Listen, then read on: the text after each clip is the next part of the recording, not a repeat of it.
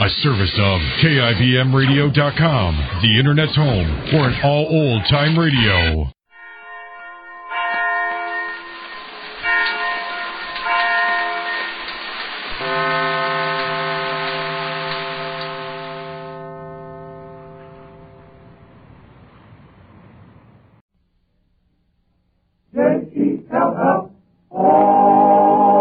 The Jell-O program, starring Jack Benny with Mary Livingston and Phil Harris and his orchestra. The orchestra opens the program with One in a Million from the picture of the same name.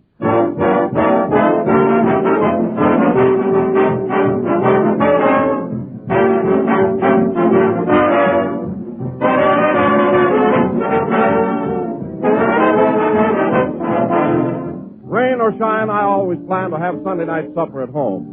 That's one of our American customs that I wouldn't pass up for anything in the world, and especially when supper is topped off by a great gleaming dish of Jell-O. Jell-O is certainly a swell way to end a swell day. That famous true fruit flavor always hits the spot because each of Jell-O's 6 delicious flavors comes from fresh, ripe fruit. Whether you serve strawberry, raspberry, cherry, orange, lemon, or lime, you'll always appreciate Jell-O's extra-rich fruit flavor. But remember, Jell-O is the only gelatin dessert that has that extra-rich fruit flavor. So just be sure you get the real thing. Always ask for genuine Jell-O.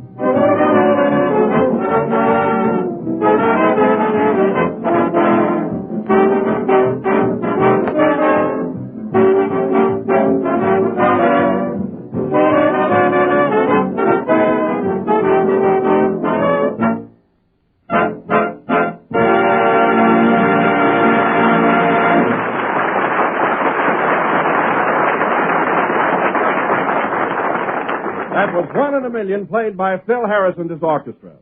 And now, ladies and gentlemen, we bring you that... Hold it a minute, Don. Oh, sure, Jack, sure. What is it? Well, this being the first program of the new year, I think you ought to inaugurate it by giving me a nice, friendly introduction. Of course. You know what I mean, Don. Not too mushy, but something with a little dignity to it. Mm-hmm. You know, I'm tired of starting out each week with a strike against me. Why, certainly, Jack, I'll be glad to. Thanks, Don. Go ahead. And now, ladies and gentlemen, we bring you that soul without a blemish. Well. That rose without a thorn. That germ without a flaw. That gem. Yes. That gem without a flaw, Jack Benny.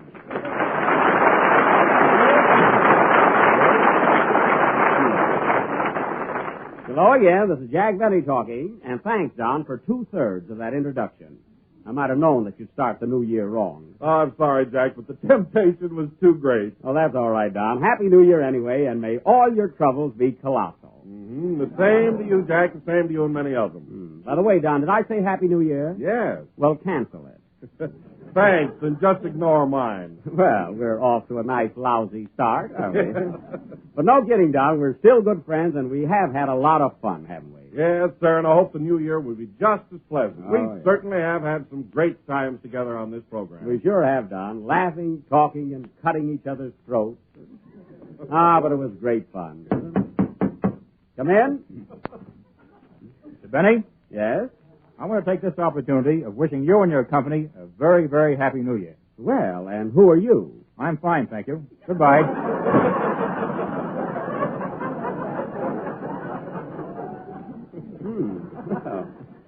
Well, Don, a neighborly fellow, wasn't he? Yes. Oh, Jack, I meant to ask you, what did you do? Hello, fellas. Oh, hello, hello, Mary. Mary. What was that, Don? I meant to ask you, what did you do New Year's Eve? Oh, I had a pretty good time. I was over at the Trocadero with Phil Harris. I had a girl, too. Did you? Yeah, my father got her for me. But you should have been at the Troc, Don. It was a great night and a very good dinner, too. Dinner, $10 a plate. $10 a plate. Well, what did they serve? Well, it was a real New Year's Eve dinner, including 1 olive, 1 lamb chop, 1 red balloon, and a double portion of confetti. What'd you do New Year's Eve, Don? Oh, nothing much, Jack. Only exciting thing that I did was, at 12 o'clock I rang in a false fire alarm. Why, Don, that's against the law. Were you drinking? No, but I just couldn't resist the big red letters on the box. Oh. Well, then that explains it. It is. Hello, fellas. Hello, Mary. wait a minute. Didn't I say that before? Yes. Darn it. Two of my pages are stuck together. Oh. Well, tear them apart and let's get going. What'd you do New Year's Eve, Mary? I had some fun. Yeah? I stayed out until 11 o'clock. 11 o'clock. That's fine. New Year's doesn't start until 12.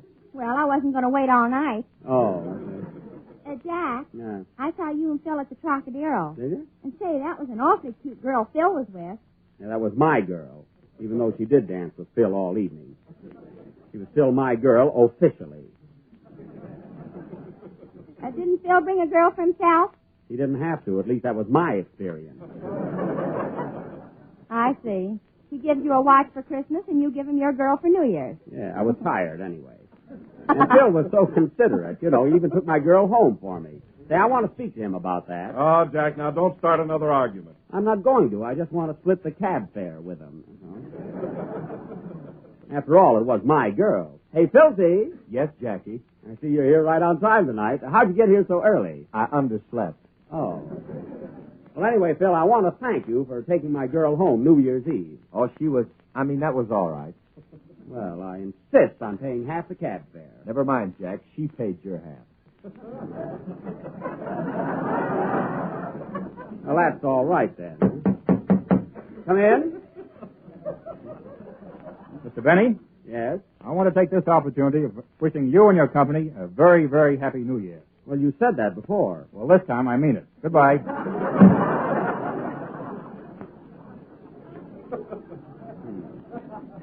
That's what I get for broadcasting in a hallway.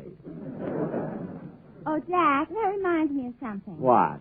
Here it is, 1937, and I forgot to write a poem about it. Oh, did you hear that, fellas? Oh. Did you hear that, audience? Oh, it's too bad, Mary. But I can have one in a minute. Is there a typewriter here? Yes, right over there, Mary. Oh, well, go ahead and write one, Mary. Take about an hour on it. You know, we want a good poem. Don't worry. A Livingston always comes through. Don't rush it, Mary. Don't rush it. While Mary is struggling with her latest brainchild, let me tell you about Jell-O. It's the most popular dessert on the market today because it's not only inexpensive but easy to make. It has that new extra-rich, fresh fruit flavor. And remember... Oh, Don, not so loud. I'm trying to concentrate. Pardon me, Mary. And remember, it comes in 6 delicious flavors: strawberry, raspberry, cherry, orange, lemon, and lime. How are you coming along with your poem, Mary? Fine. Come in. Mr. Benny, Yes? I want to take this opportunity of wishing you and your company a very, very... Oh, you again. What are you whispering about? I'm ashamed to be on this program. Well, I'm not. Play, Phil.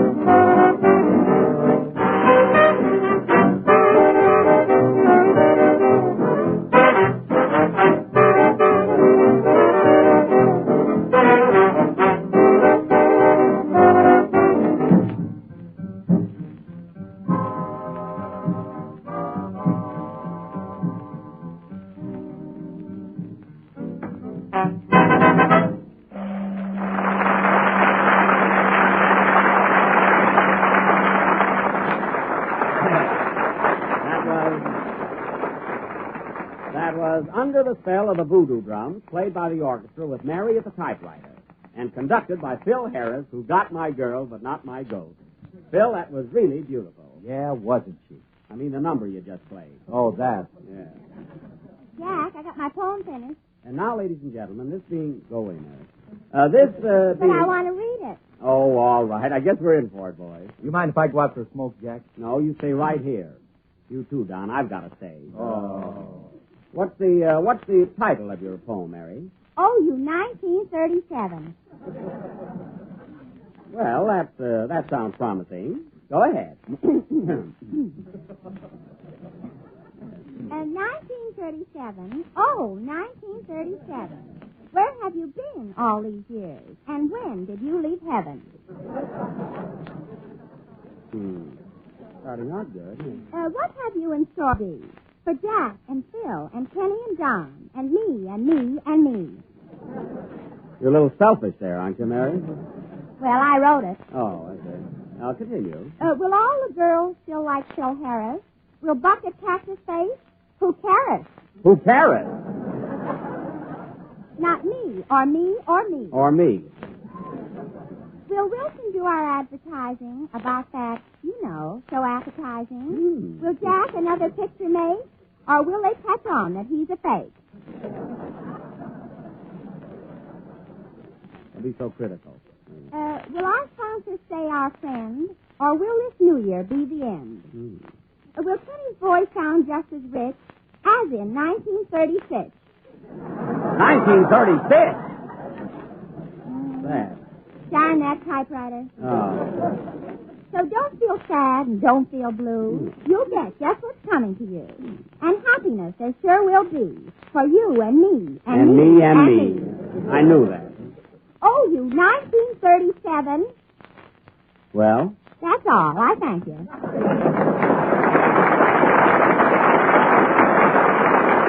Well, Mary, that poem did show a little thought. Hello, fellas. Happy New Year.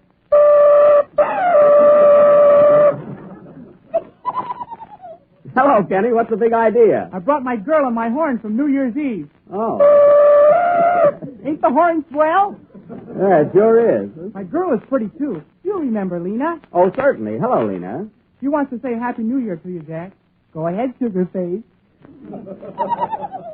Well, the same to you and many others. Thanks. Hey, Kenny, your girl... Oh, really, your girl must like me, Kenny. She comes up to see me quite often. She likes you in your new Paramount picture, College Holiday, too. Oh, did you, Lena? Yeah, you're a regular broken down Gable. Thanks. So you kids were together New Year's Eve. Did you have any fun? Sure, I laughed and danced, and one time I poured confetti down Lena's back. You did? Yeah, then she laughed and danced. Oh, why, Kenny, such action. Ain't he the caveman? Oh, he's a terror. Without the teeth.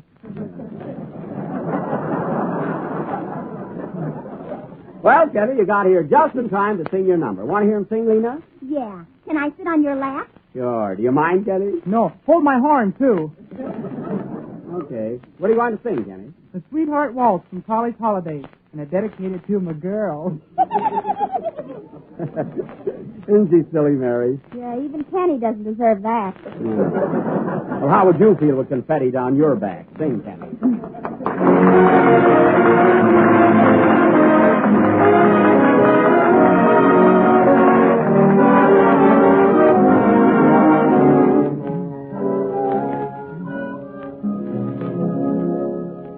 Although there are more than we two on the floor, we'll pretend that we're all alone. While dancing in time, let our hearts be in rhyme with a melody sweet and low. We've waited so long for our favorite song, for the song that we call our own. So rest your head on my shoulder while we dance the sweetheart your eyes and drift to paradise, and there together let us stay until the music fades away. The dance will be through, but if I only knew you'd be mine when the music falls, my heart would go right on dancing at the end of the sweetheart waltz, at the end of the sweetheart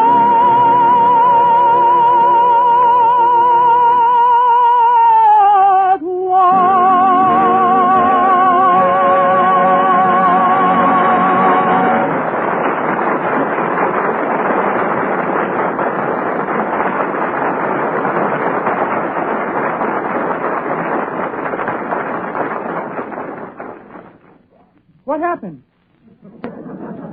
What happened? Kenny, you just sang your song. Oh, thanks, everybody. That was Sweetheart Waltz, sung by Kenny Baker, who didn't know what he was doing. Well, that was really great, Kenny, considering. Thanks, Mr. B. You're welcome, Mr. B. And B, and B, and B. Be quiet. And now, ladies and gentlemen, as our feature attraction tonight, we are going to offer the next installment of our original Western serial entitled Buck Benny Rides Again, or His Top Row Worries. Again, I will play the part of Sheriff Buck Benny, as tough an hombre as ever shaved himself with a razorback hog. If Bob Burns is listening in, I only borrowed that joke. A battin', tattin', rattin', scattin', Latin from Manhattan. And that's that. As you may remember at the end of last week's episode, while riding in pursuit of Cactus-Faced Elmer, the outlaw, I unfortunately met with a slight accident. That is, I fell off my horse and broke my neck. See? So the action of tonight's play takes place in the Cactus Center Combined Hospital, General Store, and Post Office. A mighty pretty building. This will go on immediately after the next number. So play something, Phil, and give me a chance to dash over to the hospital and jump into bed, you know.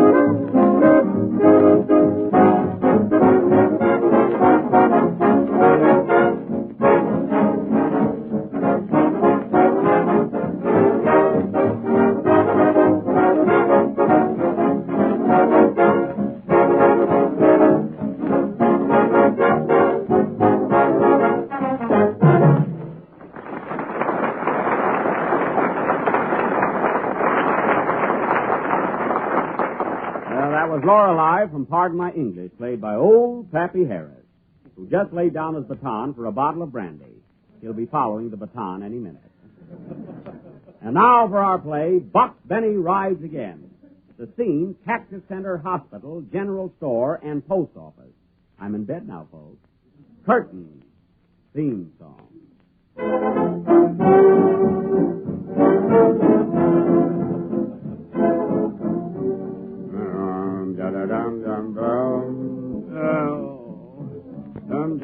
Dum-dum. Oh.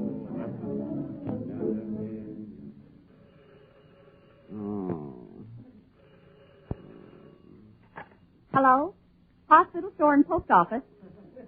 Yes. Mrs. Jones is getting along fine. Butter is 40 cents a pound, and there's no mail for you. Goodbye. Well, I guess that's killing two birds with one stone. Oh, nurse. Nurse, what a bed. These are the worst springs I've ever seen. Fine nurse. Where's my horse? Right alongside of you. Oh, hello, partner.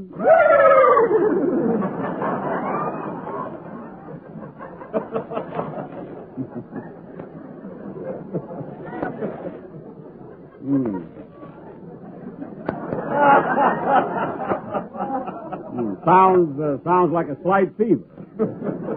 My deputy sheriffs ain't been here yet, have they? Nope, but I guess they'll be along soon. Come in. Good morning, boy. Morning. Give me a 2-cent stamp and ice cream cone house box. Here you are. Not so good. Thanks. And gee, that's too bad. Cut the comedy, boys, and say hello to me. Hi, Sheriff. Hiya, Sheriff. Hiya, Sheriff. 3 smart girls.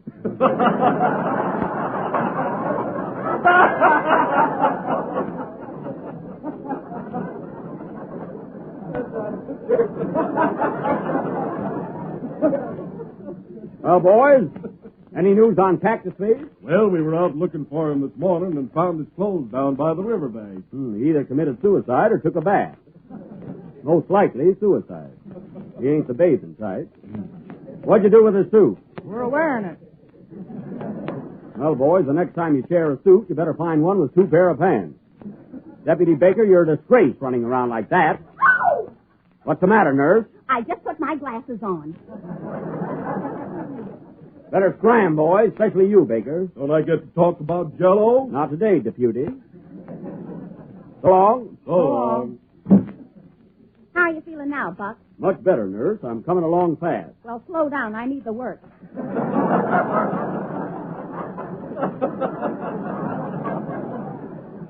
Okay. Come in. Well, hello, Daisy. Hello, tall, dark, and dead looking. Well, gal, you don't exactly look like you ought to buy more than one dress at a time. Some comeback, I'll say. Can the compliments, Buck. Here, I brought you a basket of fresh eggs. Thanks. Now, wait a minute. There's no eggs in this basket. It's just your pet hen. Give her time, Buck. Well, Daisy, speaking of eggs, where's your pappy? He's down at Ike Muller's saloon getting boiled. You know, Daisy, your pappy's going to get in trouble with his actions. I'm surprised someone ain't punched him in the nose. They can. It's always behind a jug. I believe he's got something there. What's the old rascal been doing lately? Well, the other night when he came home, he slid down the chimney. Oh, still playing Santa Claus, eh? Nope, he couldn't find the door. Well. Here comes Pappy now. Well, he found that one. Hello, Frank. Hello, Buck. Seems kind of funny, you laying down and me standing up.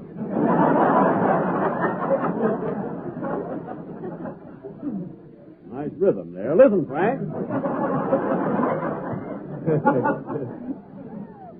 You put that gag over.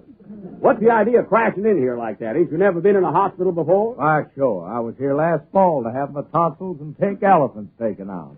Oh, that's too bad. Yeah, the tonsils has gone permanent. That's good. Excuse me, folks, but I've got to take the sheriff's temperature. Here, Buck, put this thermometer in your mouth. Shucks, nurse, those things are a fake. Ate 3 of them this morning. Didn't do me a bit of good. Well, you should have chewed them. Oh. I think you're running a little fever, Buck. What are you laughing at, Daisy? Buck fever. Daisy, you're plumb giddy today. Who's there? That's the doctor. Well, come in. Hello, are you Buck Fanny? That's me. Are you a doctor? I'm not a friend then, sir. Here's my card. physician, surgeon, and what my patients say about me is a lie.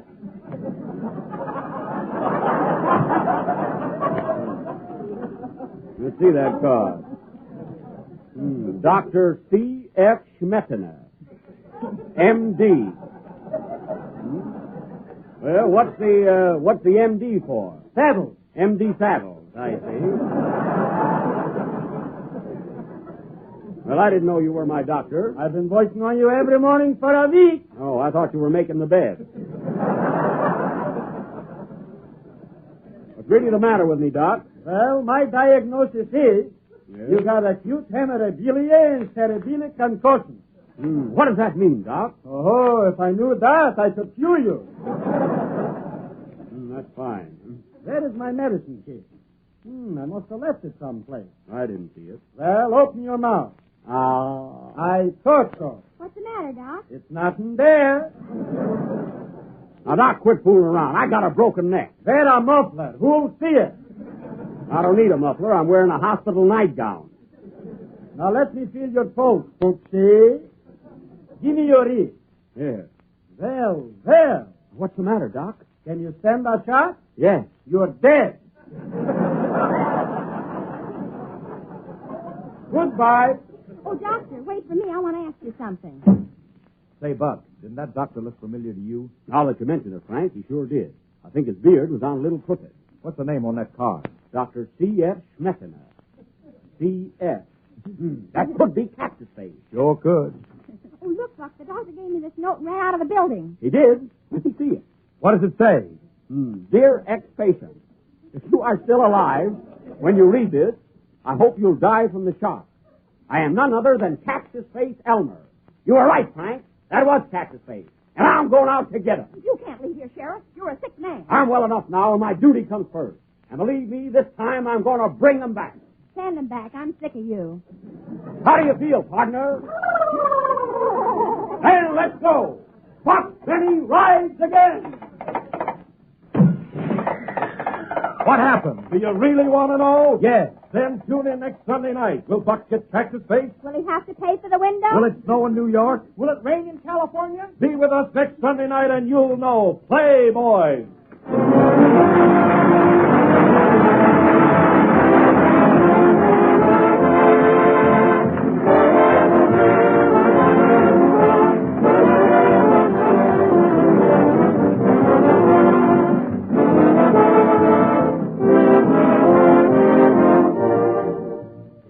The holidays are over now, but the season for entertaining is just beginning.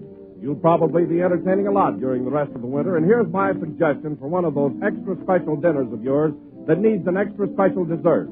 Make a marshmallow pineapple mold with Jell-O. It's a grand way to please all your family and guests, and you'll be pleasing yourself at the same time because marshmallow pineapple mold is so easy to make. Just dissolve a package of lime Jell-O in 1 pint of hot water. Chill until slightly thickened, and then first fold in 3 slices of canned pineapple diced, and the second 10 finely cut marshmallows. After that, allow this delicious combination to set, and then you'll be ready to serve one of the most completely enjoyable desserts you've ever known. But remember, for marshmallow pineapple mold, always use genuine Jell-O. For Jell-O and only Jell-O brings you that extra rich fresh fruit flavor that makes such a hit with everyone. Look for the big red letters on the box. They spell Jell-O.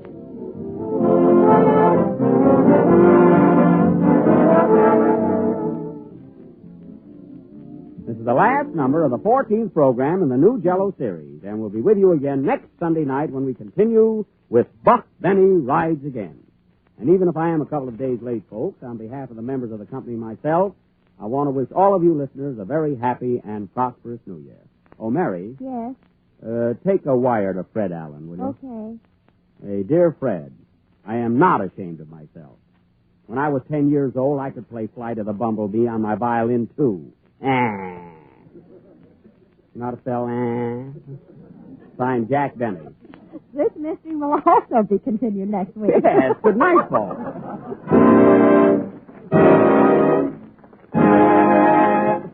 K-E-L-L. Patsy Flick, who played the part of the doctor on this program, appeared through arrangement with Warner Brothers Studio. The tune, A Pretty Girl Is Like a Melody, is from the great Ziegfeld. The Jell-O program reaches you over the Red Network from the NBC studios in Hollywood. This is the National Broadcasting Company. KFI, Los Angeles. 5 seconds before 9 p.m. Low prices for correctly fitted glasses. Consult Dr. Unwin, optometrist, offices at Leroy's, 632 South Broadway. Nothing down, $1 weekly. The Jell-O program, starring Jack Benny with Mary Livingston and Phil Harris and his orchestra. The orchestra opens the program with Gee, But You're Swell.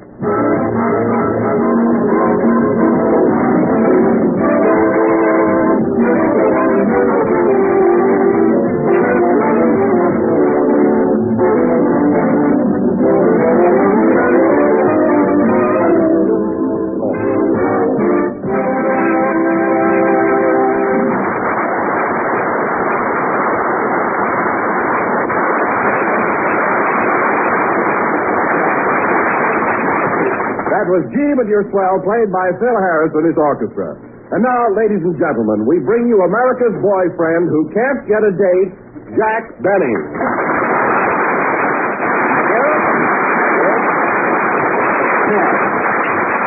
Thanks. Hello again. This is Jack Benny, the lone wolf, talking. Can't get a date. I can have a date every night in the week if I want to. Oh, I didn't mean anything, Jack. I just wanted to start out with a laugh, that's all. Well, there's very little humor getting laughs at other people's expense. And that reminds me, come here a minute, Don. Did you hear Fred Allen last Wednesday night? Oh, sure. It was a swell program. It was really great. Don't review it, Don. Just answer yes or no. Did you hear Allen make those innuendos? You know, those slurring remarks about my violin playing? Yes, I did. Pretty catty, wasn't it? Oh, I don't know. He was just kidding, and you're taking it seriously. Well, so would Heifetz or any other musician. Why didn't Fred make those cracks when we were both in New York instead of waiting till I'm 4,000 miles away? It ain't cricket, you know. Oh, now, calm down, Jack. Did you hear him, Phil? Yeah. He was very funny. Well, that's not the point. What does Alan know about music anyway? He's just a reformed juggler. Let him chop that one. Hello, Jack. Well, as I live and breathe and stand under a strong light so people won't mistake the wrinkles in my face for a washboard, if it ain't Portland. I mean Mary. Hope he heard that. What's the matter with you, Jack? Plenty. Did you hear Fred Allen Wednesday? Yeah. Gee, that was a funny program. What laughs? Wow. Don't elaborate, you little traitor. The way he talked about my violin playing, I ought to sue him. You ought to sue your teacher, too. That's well, I expected that from you. Anyway, for your information, young lady, I took violin lessons before Alan was born. He did a lot of things before Alan was born. Well, then let him respect his elders. Imagine saying that I couldn't play Flight of the Bumblebee at the age of 10. I played Flight of the Bumblebee so often, I got the hives. I bet you strung up the whole town with it.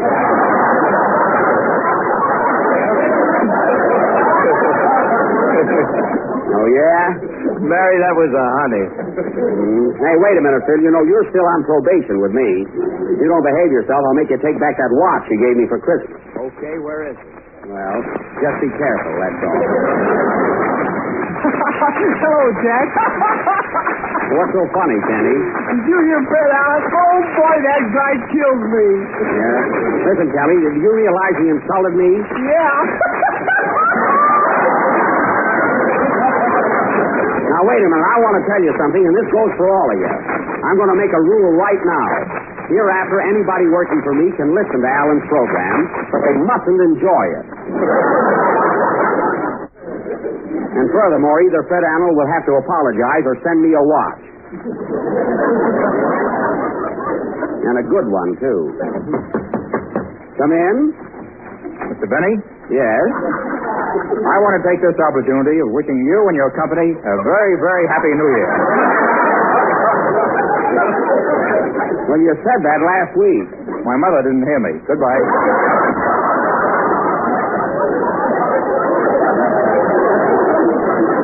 Now, I'll bet Alan sent him over to annoy me. Play, Phil.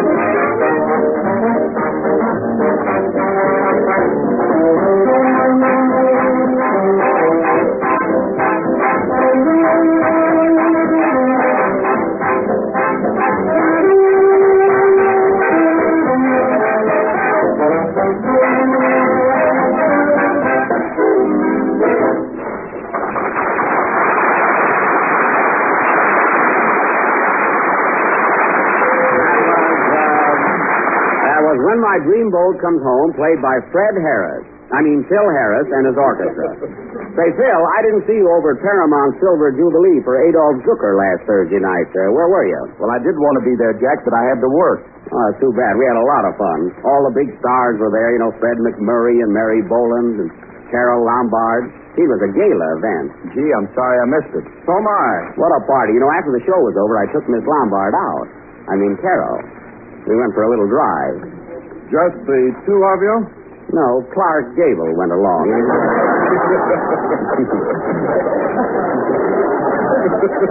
For laughs. See, he happens to be a friend of Carol's family.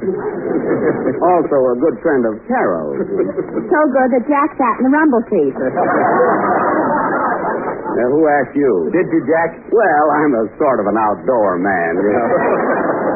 One sniff of monoxide and I'm a new person.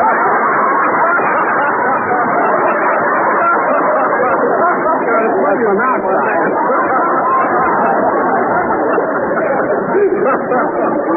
Well, then, Jack, Miss Lombard really had a date with Clark Gable, huh? No, it was a kind of a trio, Oh, boy. What is it, Jenny? That Fred Allen sure panicked me. I wish you'd tune in on us once in a while. Well, anyway, Phil, the three of us were driving along, and we stopped over at the Brown Derby to get a... That's a Happy New Year. I'm not having one. Come in. Mr. Benny? Yes? I hope I'm not intruding. No, I'm just in the middle of my program, that's all. Well, if I could have a moment of your time, I'd like to raise my voice in protest. Well, go ahead. What seems to be the trouble? Well, you've been doing a Western serial for weeks now called Buck Benny Rides Again. Yes, I have. Well, it's been causing me no end of trouble and just tons of embarrassment. Well, in what way? Well, you see, my name happens to be Buckingham Benny. Oh. But now everybody crudely refers to me as Buck. Buckingham Benny. You're not a relative of mine, are you? Goodness, no. Well, it makes me feel better, too. Well, tell me, Buckingham, what do you do? What business are you in? I'm a window dresser in Pomona. A window dresser. Well, tell me, what's the well-dressed window wearing this season? Oh, don't be so facetious. I won't. You would if you knew what it meant. Quiet. Well, Bucky, I've never met a window dresser before. How do you go about dressing a window? Well, I use a lot of velvet drapes and chiffon and colored silk. You use any crepe machine? Oh, just oodles of it. I see. Mary, what are you laughing at? Kenny likes Fred Allen.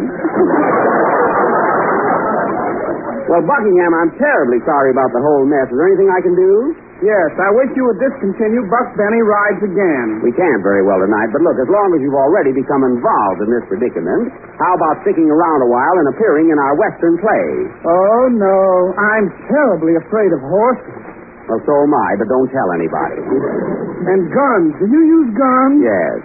Well, I hate them. I've never even shot off my mouth. By the way, Bucky, this is Mary Livingston. How do you do? Hello, Buck. See? I get that all day long. Well, so do I. Don't worry. Well, you get paid for it. Well, that's a thought. Oh, I want you to meet Kenny Baker. He's going to sing for us in a moment. Kenny, this is Buckingham Benny. Hiya, Buck. I'm going home. Now, don't let it upset you. Don't get angry. I bet he carries mad money. Yeah, now sit right down here and listen to Kenny's song. Oh, look. Look, Mr. Benny, look. Well, what's the trouble? What's that? Don Wilson, be quiet and sit down. Go ahead and sing, Kenny.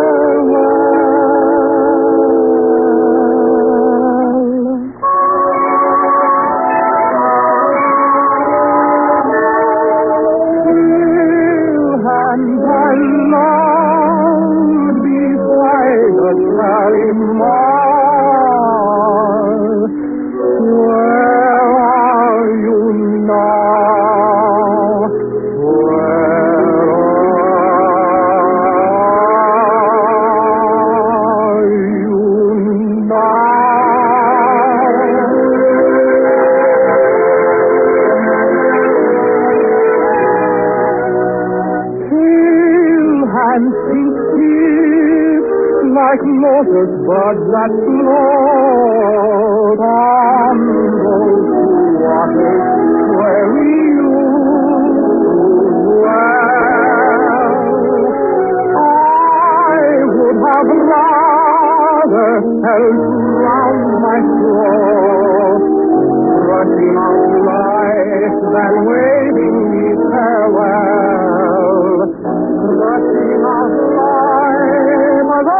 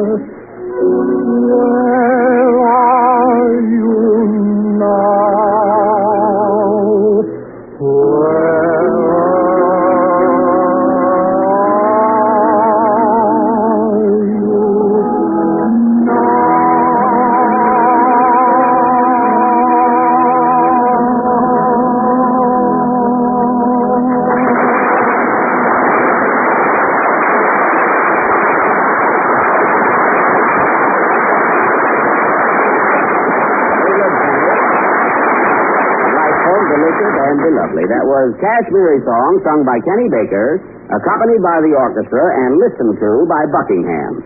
And now, ladies and gentlemen, as I put 10 of our original Western serials... Mr. Benny. Yes? If you're going to start that cowboy stuff, I'm leaving. Where are you going, Bucky? Back to Pomona. Goodbye. There he goes. I hope he gets home all right. Anyway, tonight, ladies and gentlemen, again we give you Buck Benny Rides Again. Or wait till he tries to walk. Once more, I will play the part of Sheriff Buck Benny. As tough an hombre as ever wore a fright wig for a toupee.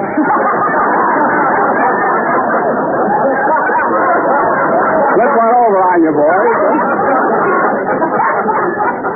The scene is the office of the sheriff of Cactus County, where we find the sheriff with his mind on his work and his feet on his desk. Curtain. Music.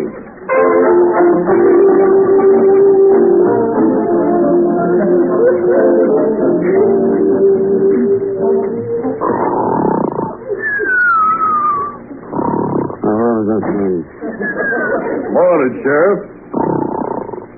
Morning, Sheriff. Wake him up, Deputy Baker. Okay. Ouch. Deputy Baker, what's the idea of waking me up so violent like? Sorry, Buck. I'll buy you a new hat. I'm not worried about the hat, but that ear will be kind of hard to replace. What's up, boys? Well, Sheriff, the town folks are kind of up in arms because you ain't captured Cactus Face. Tell them everything is all right now. I just dreamt I cornered Cactus Face in Red Gulch Canyon. You did? Did you slap the handcuffs on him? No, I'm saving that till I go to sleep tonight. Well, congratulations, Sheriff. I knew you could do it. Yes. I could catch an outlaw, too, if I didn't have insomnia. You couldn't catch a maverick with a corral for a lasso. Oh, you're just trying to mix me up. Mix you up while you were born in an egg beater. Should be a knock on the door here. I was right. Must be Daisy and the sweetheart. Come in, Daisy. Hello, Daisy. Hello, tall, dark, and dopey. Well, gal, your brains don't exactly make it in par. Gotta wait for that one just a second. Ain't seen your pappy lately. Where is he? He'll be along in a minute. Just stopped by Ike Muller's saloon for his mail. Why didn't he go to the post office? He says there's no kick in their ink.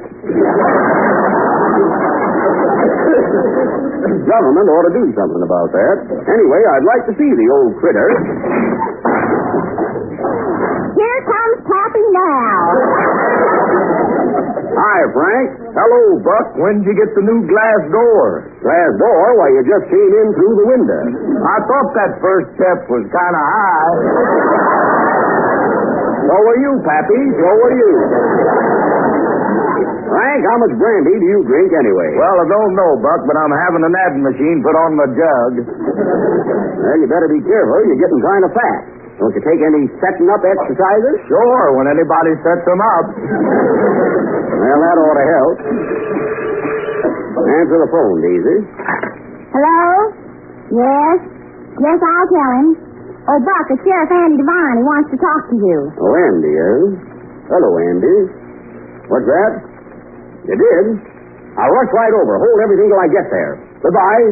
What is it, Buck? Sheriff Devine just saw Cactus Face going to that old deserted hotel at Tombstone Creek. Tombstone Creek? Well, that town's been deserted for nigh on to 30 years. Yeah. Gee, Buck, they say that old hotel is haunted. It's full of spirits. So is Pappy, and he ain't haunted. Don't be too sure, gal. Well, you stay here, boys. I'm going to get Cactus Face. I'm off to Tombstone Creek to meet Sheriff Devine. You want me to go with you, Buck? Sure thing, Daisy, but ain't you scared? Not more than you are. Well, you can still come.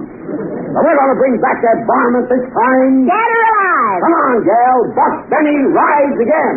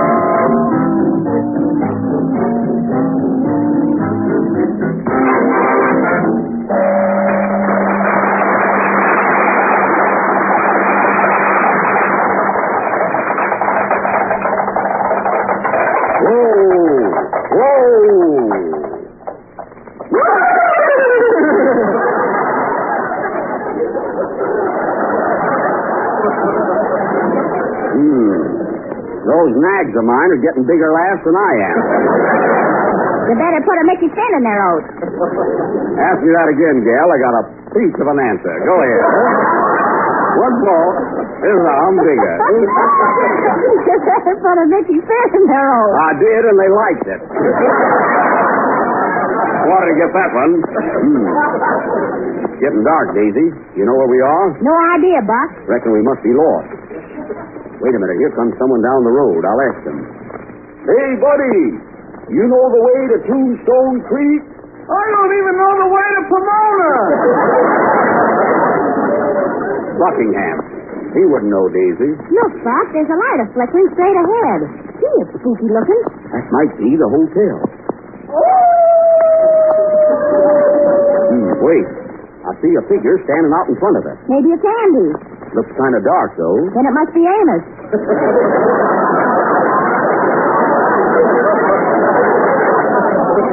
Can't be. They're in Palm Springs. Anyhow, it's no time for you, Miguel. Let's go. Come on, partner. Here. Come on. Here we are, Daisy. Whoa, partner. Whoa. There's Andy Devine now. Hello, Sheriff. Hiya, Buck.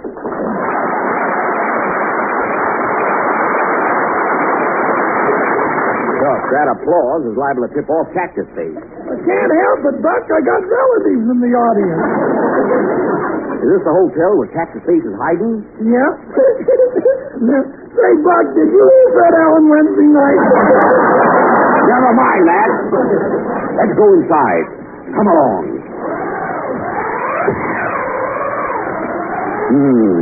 Come on, Buck. You ain't scared, are you, Buck? No. Come on, follow me. Well, you're behind us. And I'll follow you. Someone may attack us from behind. Quiet. Well, I can't find the door, Buck. There it is, right behind that wolf. He's got welcome written on him, so let's go in. Did you see that, Andy? Yeah, the door opened by itself. Oh, yeah. What's that? Who are you? I'm the doorman. Funny, I can't see you. No wonder I've been dead for 30 years. Well, then I'll see you later. Come on, Andy.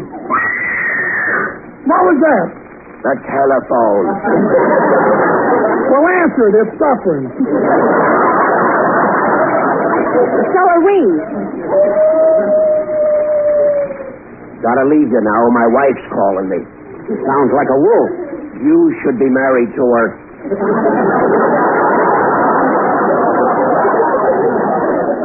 Pardon me.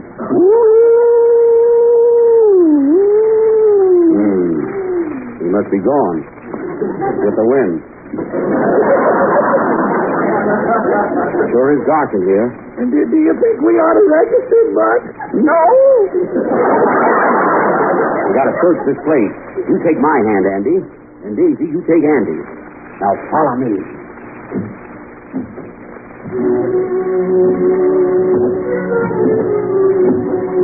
Be quiet. I just saw someone duck behind that post. Come on.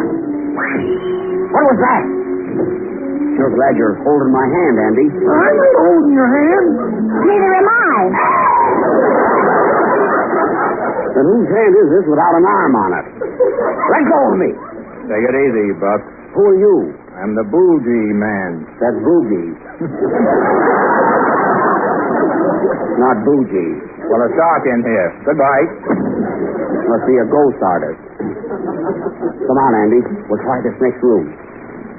Funny, I don't hear our footsteps. No wonder the fireman has been dead for 30 years. Oh. Hey, look, Buck, look. The closet door's opening. It sure is. Cactus Face might be in there. No, he isn't. There's that doorman again. What are you laughing at? Did you hear Fred Allen Wednesday night?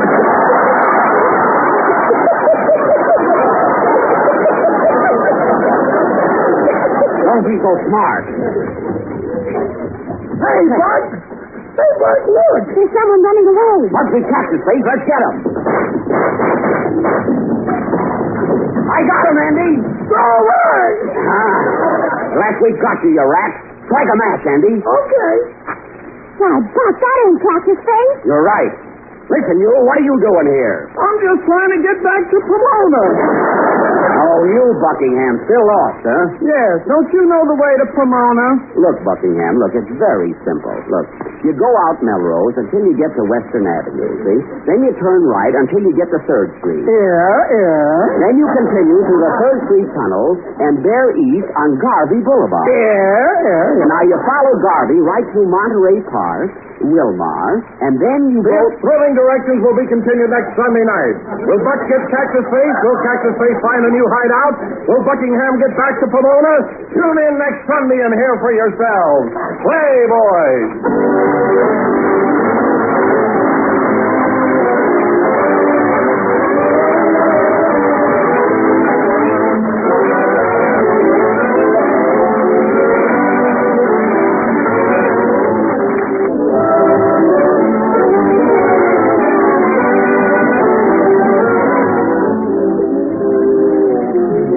This is the last number of the 15th program in the new Jell-O series, and we'll be with you again next Sunday night when we continue with Buck Benny Rides Again. Meanwhile, I'd like to thank several people for appearing on tonight's program. Andy Devine of Universal, Benny Baker of Paramount, and... Mary Livingston of Bedford Drive. Bedford Drive. Yeah, you go down Melrose Avenue until you get to Vine Street. Turn to your right, you get to Sunset Boulevard. Then you make a left... Never mind, Mary. Good night, folks.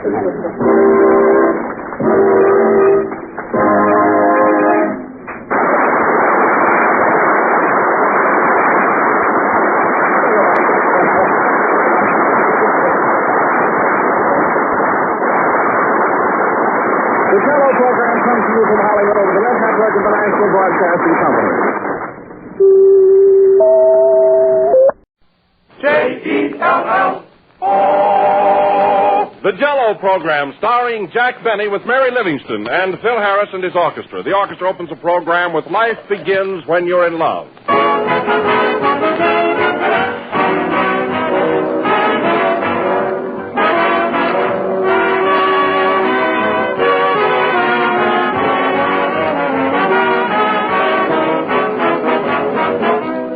Here's a letter from Alberta, Canada, written by a young wife who asks me not to mention her name, but who gives me full permission to read you this experience of hers.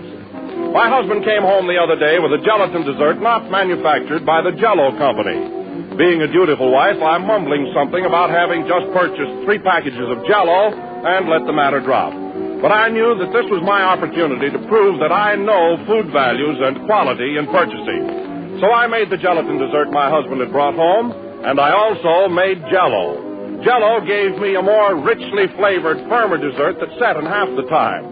And now friend husband is thoroughly convinced that I know my business. Well, we're grateful to you, young lady, for sending us that letter. It bears out what I've so often said, that Jell-O's fine, fresh fruit flavor is tops in taste. No other gelatin dessert can equal the famous extra-rich fruit flavor of genuine Jell-O. But remember, there is only one Jell-O. So always be sure to ask for it by name. Look for the big red letters on the box. They spell Jell-O.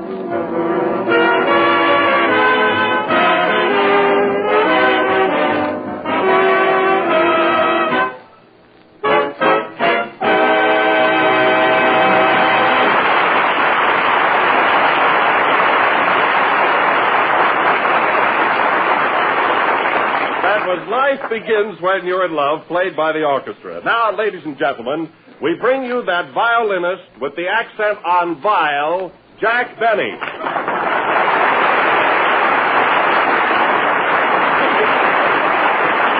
Thank you. That was very funny, Don. Very humorous. Evidently, you've been listening to Fred Allen again. Oh, yes, I have, Jack. Did you hear him last Wednesday? Yes, Don, but only with my ears. My heart wasn't in it. Any man that can stand before a microphone and say that I can't play a violin just isn't normal. That's all. But, Jack, he didn't say that you couldn't play the violin. No? All he said was you shouldn't play it.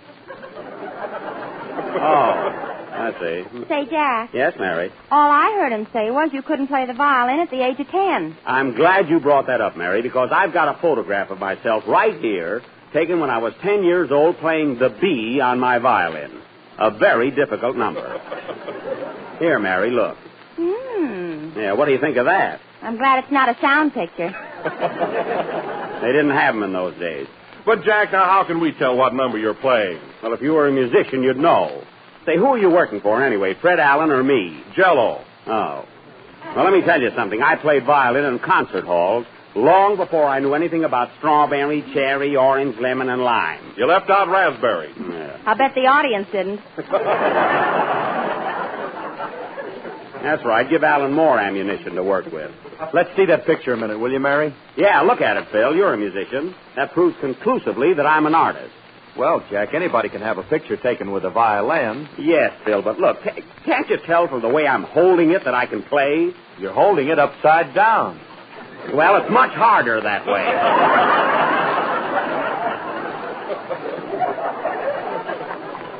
Anyway, I had a small chin, and I couldn't put the violin under it.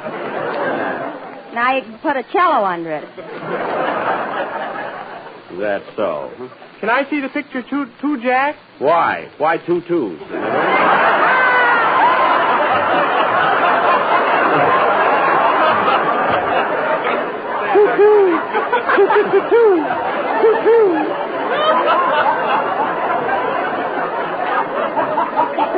Why do you want to see the picture, Kenny? Well, everybody else is getting laughs out of it. Yeah, you don't need it. Don't get cute, Kenny. And another thing, Fred Allen said I only had 2 strings on my fiddle. Imagine, that's what he called my Stradivarius, a fiddle. Is it a Stradivarius? That's not the point. Anyway, you count. Mary, you count it, will you? How many strings do you see in this picture? 4. See? 3 on the violin and 1 around your waist. Well, that was to hold my trousers up. I was a poor boy in those days. That's what burns me up, Allen picking on a poor, defenseless boy. Anyway, I don't want to discuss it any further. I should stoop to argue with a toothpaste salesman.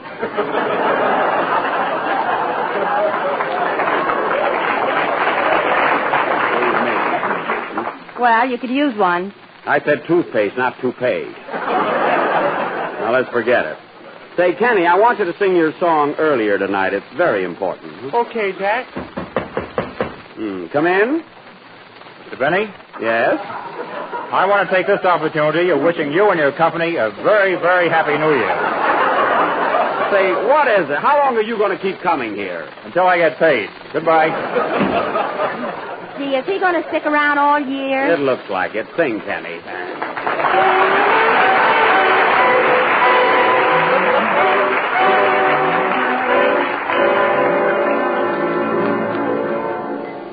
There's a little old church that's covered with moss where I held your hand tenderly.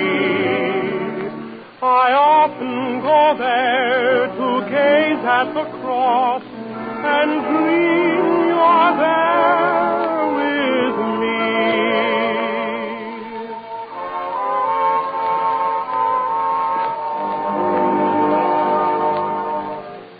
How I'd love to hear the organ in the chapel in the moonlight while we're strolling down the aisle with your hand in mine. How I'd love to hear you whisper that you love me tenderly, and the love light in your eyes forever would shine till the roses turn to ashes, till the organ turns to rust. If you never come, I'll still be there till the moonlight turns to dust.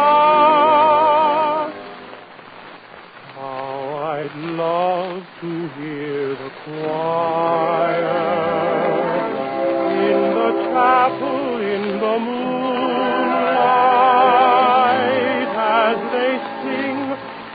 promise me forever be mine.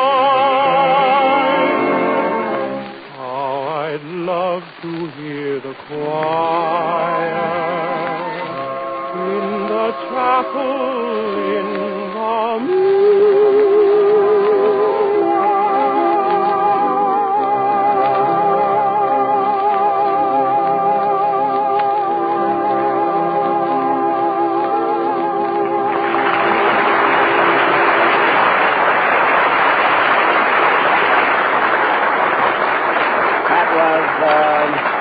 Chapel in the Moonlight, sung by Kenny Baker, and very good, too. And now, ladies and gentlemen, at this moment, we have a great treat in store for you and a real surprise.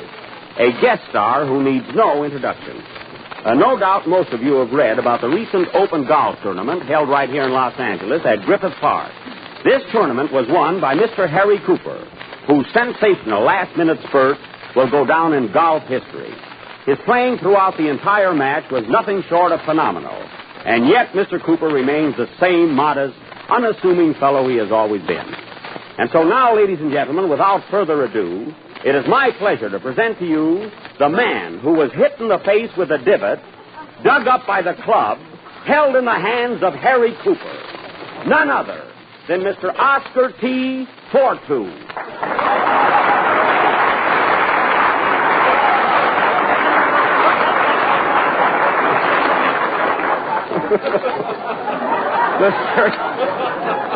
Mr. Fortu, it is a rare privilege to have you appear on our program. Thank you. I know how you feel.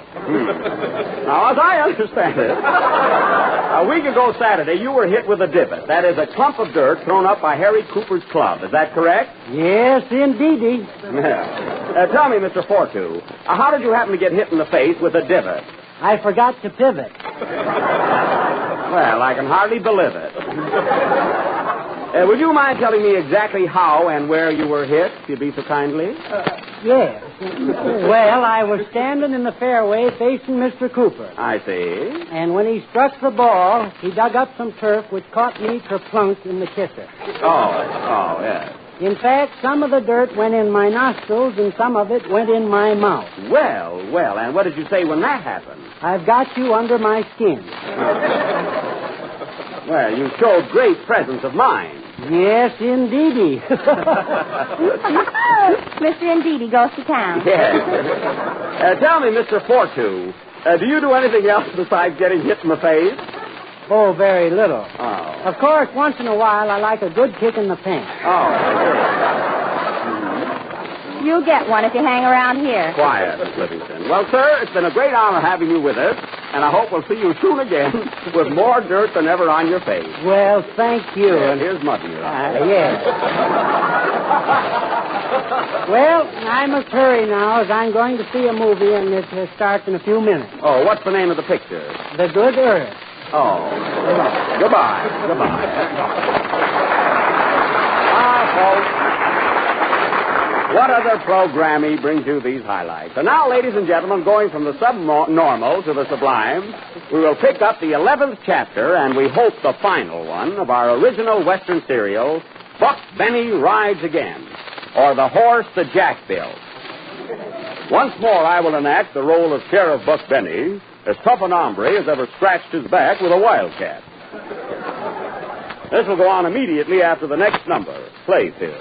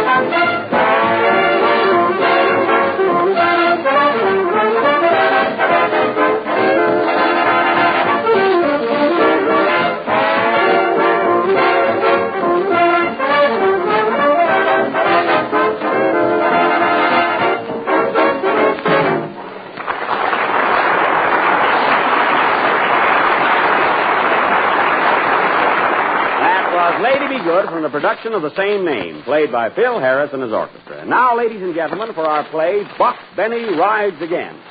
In the opening scene, we find Buck on horseback approaching the home of Daisy Carson, his sweetheart. Curtain. Music.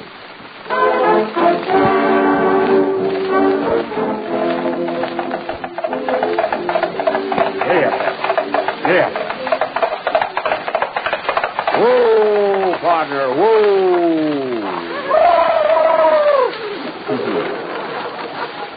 A good horse, even if he is bald-headed. Hey, Buck! Buck! Well, thought we'd find you here, Sheriff. Hello, deputies. What's wrong? Two of our guests broke out of jail. They did? Who were they? Fatface Morrow and Slim Boulogne. Fatface and Slimmy. You better get after them. I'm on the trail of Fatty now. Where are you going, Baker? After the Thin Man. Well, go ahead, boys. Glad you're leaving with a laugh. Come in. Well, hello, Daisy. Hello, tall, dark, and big ears. Well, gal, you can't exactly head into the wind yourself.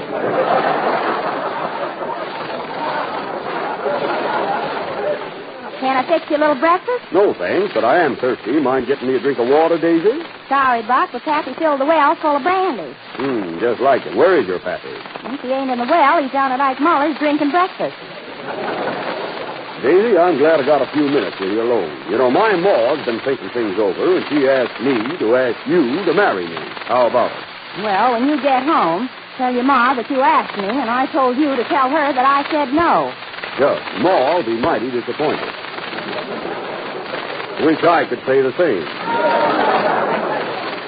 Anyway, Buck, I told you once before that I can't ever marry you till Pappy passes on. So Pappy passes on, eh? Yep, and I don't mean out. I'd sure like to see that old cutout.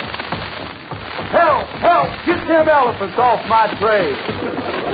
Here comes Pappy now.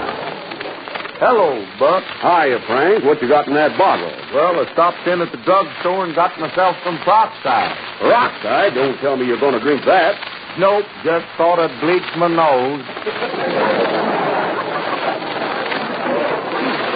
Good idea, Frank. You've been stopping traffic on Main Street long enough.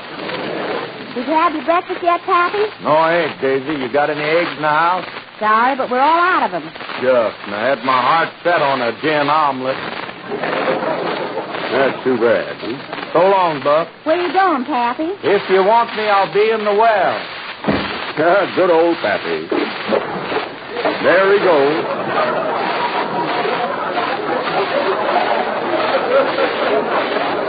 Well, gotta be running along, Daisy. You know, I still haven't found Cactus Face or your Pappy's stolen cows. But it won't be long now. By the time you find our cows, they'll be giving gray milk. Don't worry, gal. You going to reconsider my ma's offer? No, Buck. Anyway, you got a rival now. I'm kind of stuck on somebody else. Oh, yeah? Well, I ain't jealous, gal. But if anybody steps in between you and me, well... Well, what? Just well, that's all.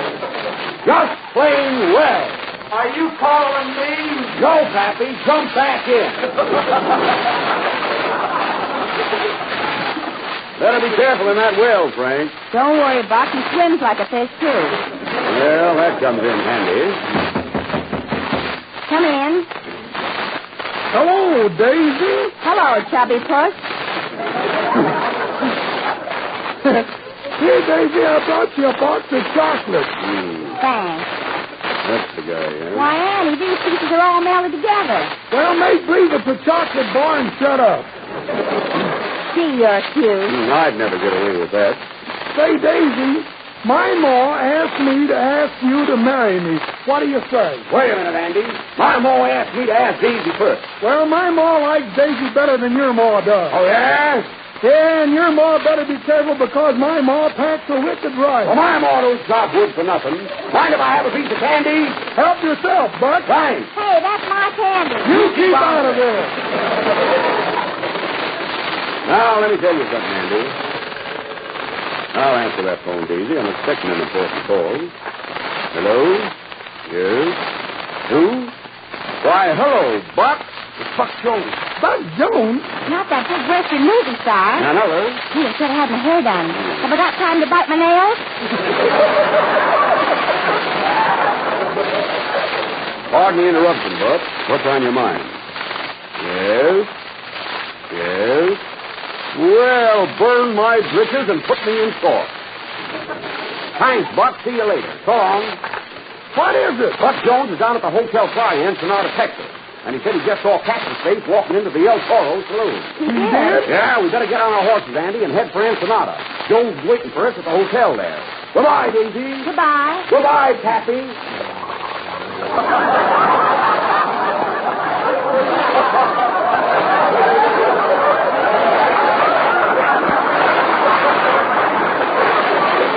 I sure will. Well, we're on our way to Mexico, and this time we're going to bring back Captain Faye's Buck Benny rides again. Oh, does Andy Devine? Buck and Andy are now on the way to Ensenada. They may not find Cactus Face, but they will find Jell-O, and that's all I care about, because whether you're in the United States or Mexico, you can always get the genuine Jell-O with the big red letters on the box. No use rushing, Andy. We got a long ride ahead of us. A long, tough trail. We sure have, Buck. You want to hear some music? Where are you going to get music? Well, I had a radio built in my horse. Well, tune her in, Andy. Tune her in.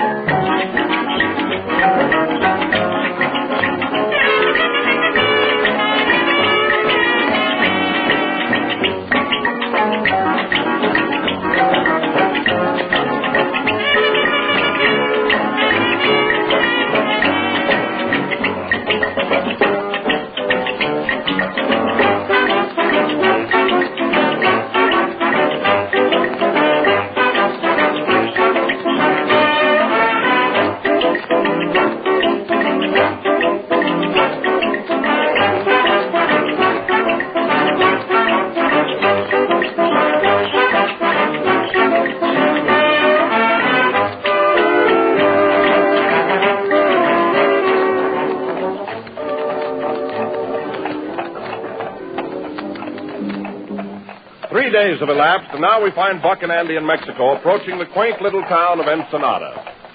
I said Texas before, Andy. I meant Mexico. Might as well clear that up with our listening audience. Sure has been a long trip, Andy. Yeah, mighty lucky we have that radio, Buck. Sure is. Tune her in again. Okay. Oh, Mr. Allen! Mr. Allen! Turn that off, Andy. Say, Buck. Yes? I'm worried. How are we going to get along down here in Mexico? Don't worry, Andy. I can speak the language like a native. Say, see those lights up ahead? That might be the Playa Ensenada Hotel. It might at that. Here comes a little Mexican girl down the road. I'll ask her. Oh. Oya, buenos dias, señorita. ¿Dónde está el Hotel Playa Ensenada? ¿Está muy?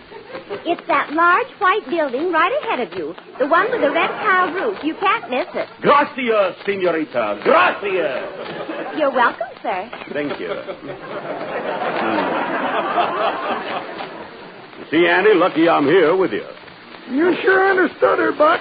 Well, let's get going. We don't want to keep Buck Jones awaiting. Okay, giddy out. Come on, partner.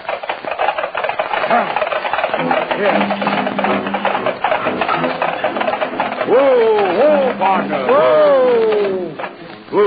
Whoa. We nearly had a photographic finish. Beautiful place, Andy. Let's go inside and talk to the clerk. Well, you'll have to do the talking, Buck. Okay. Oye, ¿cómo está, señor? Dígame, por favor, si está hospedado aquí el señor Buck Jones? Oh, yes. He's in room 201. I'll send for him immediately. Gracias, señorita. Or senor. Gracias. You sure get along swell down here, Buck. Yep, I never have any trouble talking to a native. I only wish I could find one. Well, here comes Buck Jones now. Sure enough. Hello, boys.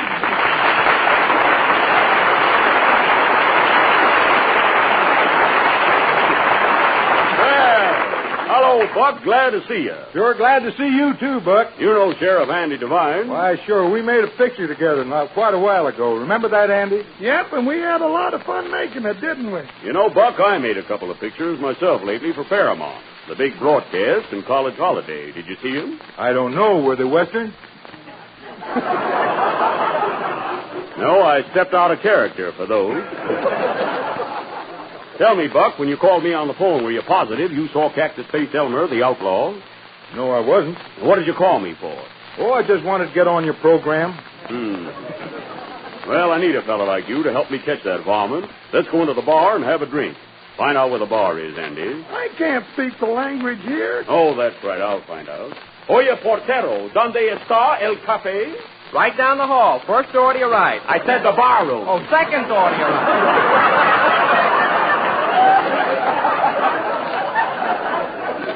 Come on, boys. Let's go in. Well, you having a good time down here in Ensenada, Buck? Sure am, Buck. How about you? Well, I had a rough trip, Buck. Oh, buck up, Buck. No, Buck. My name is Andy. See if you can squeeze that in. Well, here we are, fellas. Have a drink on me. Well, boys, what'll it be? I'll have a gin Buck. What'll you have, Buck? I'll have a Buck Carty. How about you, Sheriff? I'll have a Tom and Andy. That's Tom and Jerry. Well, let Jerry look out for himself. Say, fellas, come here a minute. That bartender looks kind of familiar to me. He does? Might be disguised. Wait a minute, I've got a hunch. Andy, you keep him covered while I talk to him. Okay, Sheriff. And Jones, you circle around the other side and keep him covered from there. Don't tell me what to do. I'm a real cowboy. Oh, well, come on and play. I got a sneaking idea that it's Cactus Face, the fellow who stole Carson's cow. Hey, bartender. Yes, gentlemen. What did you do before you tended bars? I was in the milk business. In the milk business, eh? Yes, sir. From cows to cowtail. Now, listen, fellas. If this guy can't speak Spanish, we got our man. Hey, bartender. ¿Qué conoce usted de este lugar del país? Yo solo de business insurance. Ajá. ¿Cuánto tiempo tiene trabajando aquí? Is that so? A Schwarz years old vieja. I'm afraid we're on the wrong trail, boys. Quiet once more. ¿Está segura que me dice la verdad de usted? 3 minutes in cup and verga harget. Poopsie. Poopsie? It's Cactus Face. Grab him, boys. The lights are out. Watch that door. I got him, fellas. I got him. Wait a minute. Who's stepping on my hand? Get off of me, Sheriff. You're on my back. Can't help it, Andy. Buck Jones is on mine. Then who's on me? William F. Hart. This floor show will not be continued next Sunday night. Will Buck get off, Buck? Will Andy get off the floor? Will our sponsor tell us where to get off? Tune in next Sunday night and find out. Play, boys.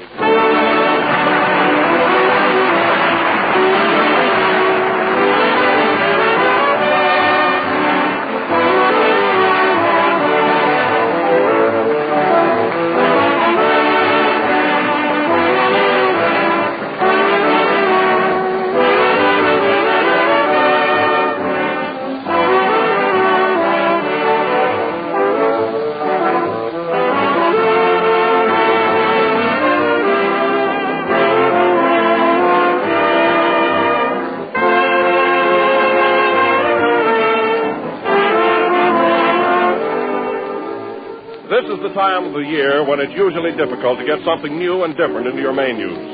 So here's one suggestion that is bound to give you that welcome touch of variety.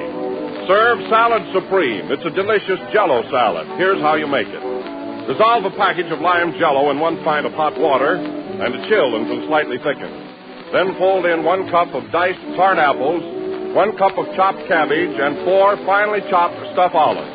After that, simply mold this grand combination and serve it on crisp lettuce with some real mayonnaise. It makes a wonderful salad, one that will add variety to any meal. But just be sure you make this salad with genuine Jell-O, for only Jell-O brings you that mellow, extra-rich fruit flavor. Remember to ask for the real thing. Insist on the one and only genuine Jell-O.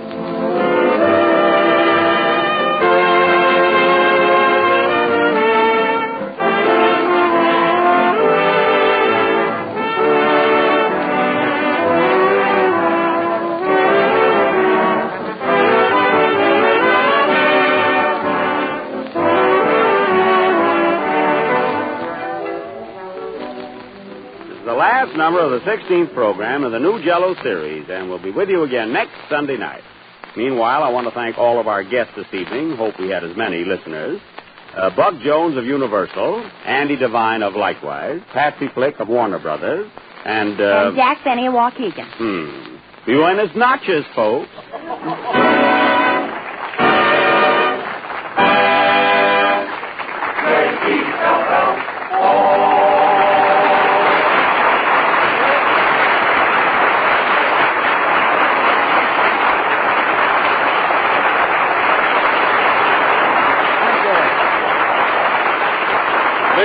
Life Begins When You're in Love is from the picture The Music Goes Round and Round.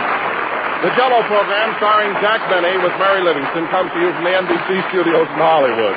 This is the Red Network of the National Broadcasting Company. KFI, Los Angeles, Earl C. Anthony, Incorporated. J-E-L-L. The Jell-O program starring Jack Benny with Mary Livingston and Phil Harris and his orchestra. The orchestra opens the program with Right or Wrong from Happy Go Lucky.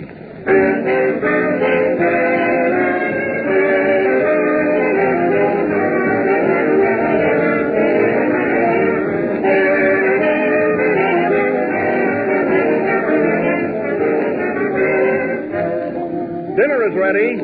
Those 3 words are certainly welcome words when you're hungry, but they're doubly welcome when followed by these 3 words, Jell-O for dessert. A good dinner that ends up with a generous, delicious helping of Jell-O always makes a hit with everyone. For Jell-O is so colorful and at the same time so refreshing that it's a perfect dessert. Good-looking, grand-tasting, and inexpensive. Jell-O is first in favor because it's first in flavor. Extra-rich fruit flavor that no other gelatin dessert in the world can equal. And all 6 Jell-O flavors, strawberry, raspberry, cherry, orange, lemon, and lime, come from fresh, ripe fruit. That's why Jell-O brings you such added richness and goodness. But remember, there is only one Jell-O, so be sure to ask for it by name. Get the real thing. Insist on genuine Jell-O.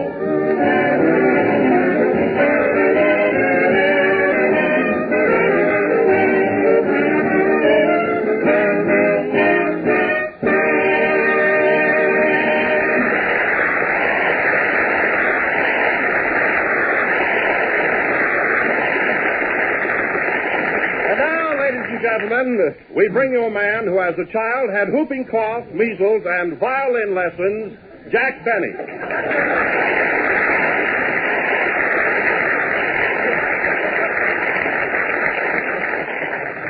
Hello again. This is not Jack Benny talking. So who do you think it is? Now guess. No. No. Give up? It's me. And tonight, folks... Wait a minute, Mary, wait a minute. What's the idea? Well, I don't see Jack standing around, so somebody had to jump in. Do you know where he is, John? No, but he can't be very far. He left his shoes here. Maybe he's breaking in a new... I am. You can get 3-1 on that. Gee, I hope nothing's happened to him. Say, Mary, did you notice that Jack's been acting kind of strange all week, sort of jittery-like? Yeah. This afternoon he handed me a glass of milk, and it was malted before I could grab it. Why, he goes around with a violin under his arm and keeps muttering to himself. What's wrong with him, anyway? He's got a bad case of Fred Allen. He has? Is it catching? No. Hello, kids. What's the trouble? Oh, Phil, do you know where Jack is? Sure, he's in the next room practicing his violin. Oh. He's been in there all day rehearsing that number called The Bee, and with the door closed, too. Well, that helps. Open the door, Mary, and call him out here, please. Okay.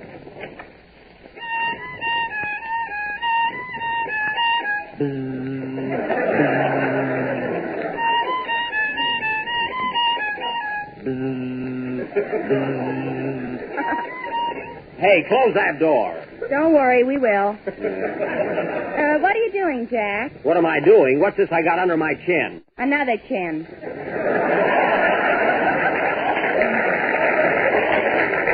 I mean, under both of them. I'm practicing the bee. Say, I thought you said you could play the bee when you were a kid. Well, I could, but a lot of honey has gone over the dam since then. Oh, boy, that's a pip. Did you get it, Kenny? Not yet, but I will. Well, keep right after it. It's a hot one. Darn that violin. And Fred Allen, too. Anyway, you fellas go ahead with the program. And, Kenny, get ready to do your song. I want to perfect my cadenzas. Telegram for Jack Benny. Take it, Mary. I'm busy. Okay.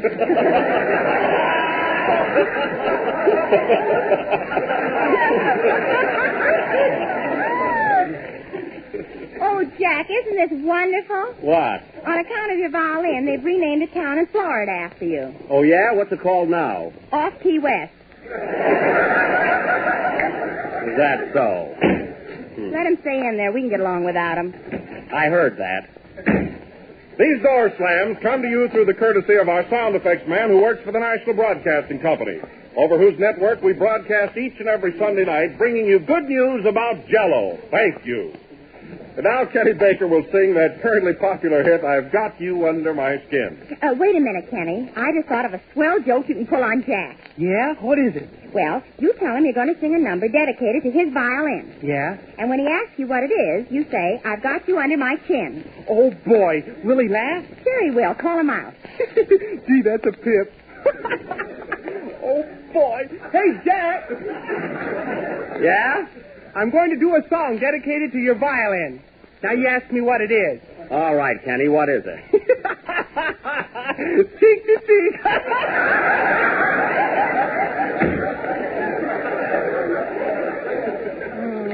What a dope. Yeah, he didn't get it at all. You better sing, Kenny.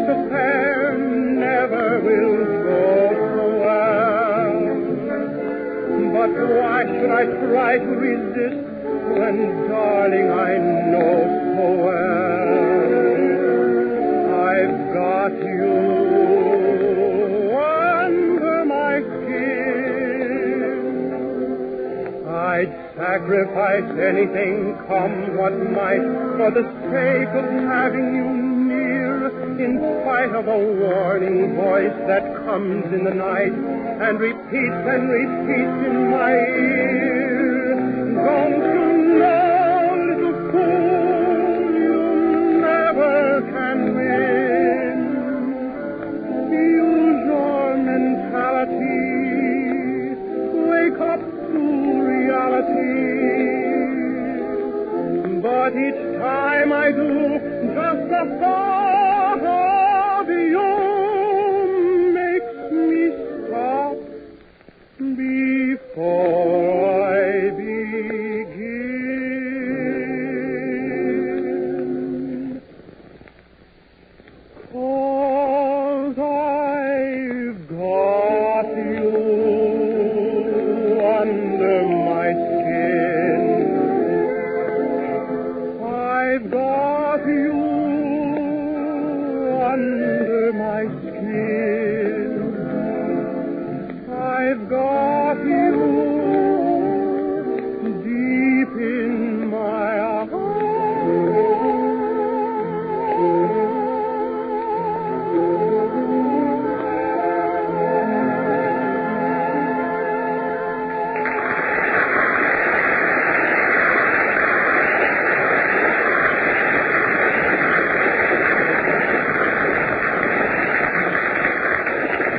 That was I've Got You Under My Skin from the motion picture Born to Dance, sung by... Never mind, Don. I'll take it. I'm through practicing.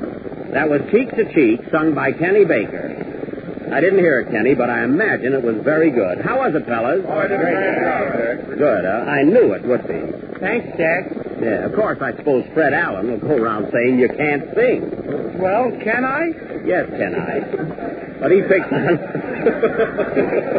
but he picks on everybody, especially when they have talent. Take my case, for instance. Hold on a minute, Jack. I never heard Fred say anything detrimental about you or anyone else. Neither have I.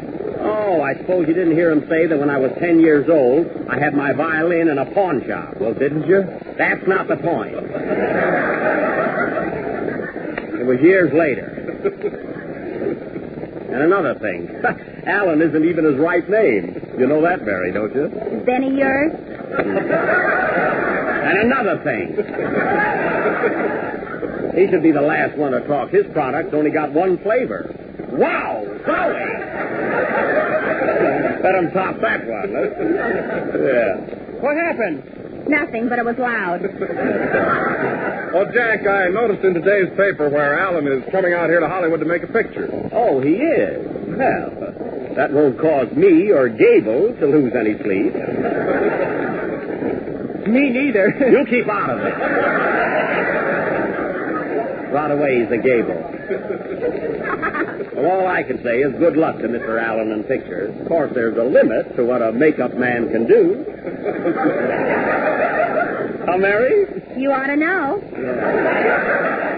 Well, let's drop the subject. I don't care who's coming out here to make pictures. Nobody worries me, especially Allen. Yeah, then what happened to your fingernails? I was hungry.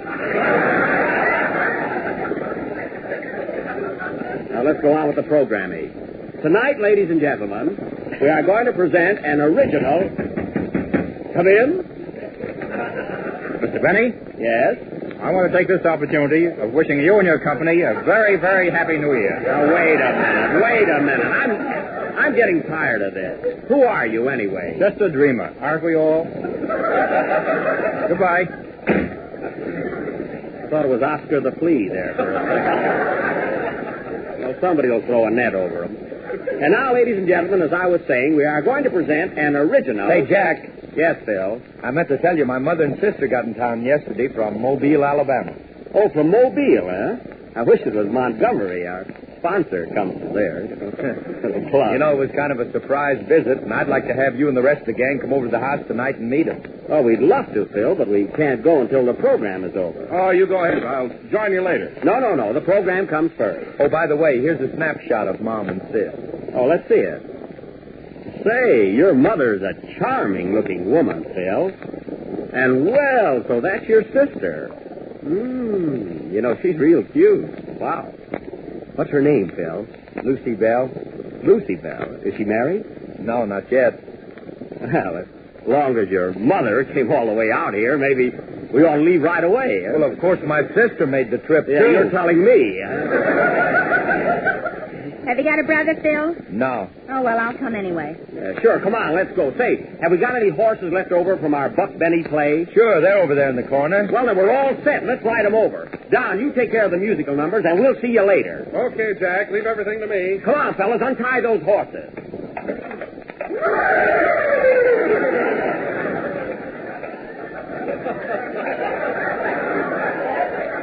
You look almost like horses, boys. You know what I mean. Everybody all set? Now, wait a minute. Kenny, turn around in that saddle. You're facing the wrong end of the horse. What horse? Never mind. Come on, gang.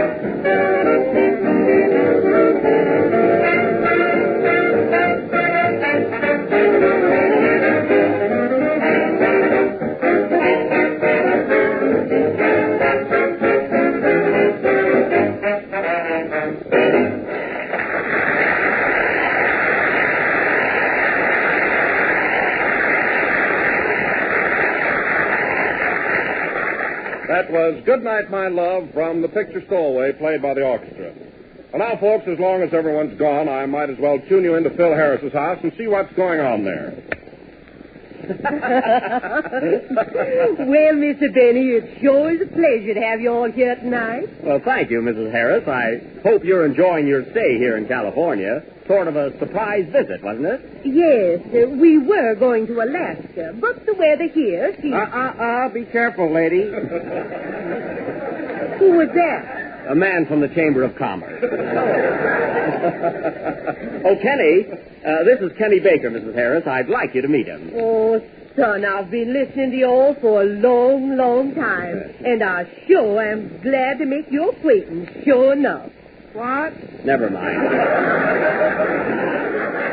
Oh, Mary, Mrs. Harris, I want you to meet Mary Livingston. Well, little Mary. How are you all? All of me are fine, thank you.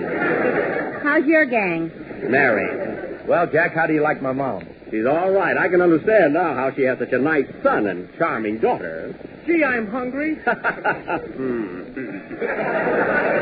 You know, Mrs. Harris, Kenny is always hungry. But I can imagine why with that delightful aroma coming from the kitchen. I wonder what it is. Smudged pot roast.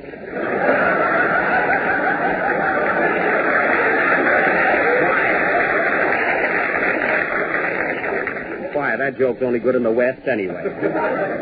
You know, Mrs. Harris, Kenny. Oh, Kenny. What? Put that goldfish back in the bowl. Well, I'm hungry. Well, throw it back anyway. What happened? He forgot to let go of the fish. Too bad he can swim. Huh? Say, Phil, where's your sister, Lucy Bell? Oh, she'll be down in a minute. You know, I saw her picture. I wonder what's keeping her. Maybe she saw your picture. Don't be funny. Hey, Jack, here comes Lucy Bell now. Oh, boy. Stop shaking. Who's shaking? Come here, Lucy Bell. I want you to say hello to Jack Benny. Well, how do you do? This is sure a pleasure, Mr. Benny, and I'm just tickled pink to meet you. Well, I'm tickled pink too, Lucy Bell. You know, Phil showed me your picture, and it doesn't flatter you one bit. You cowboys just say those things. No, I mean that.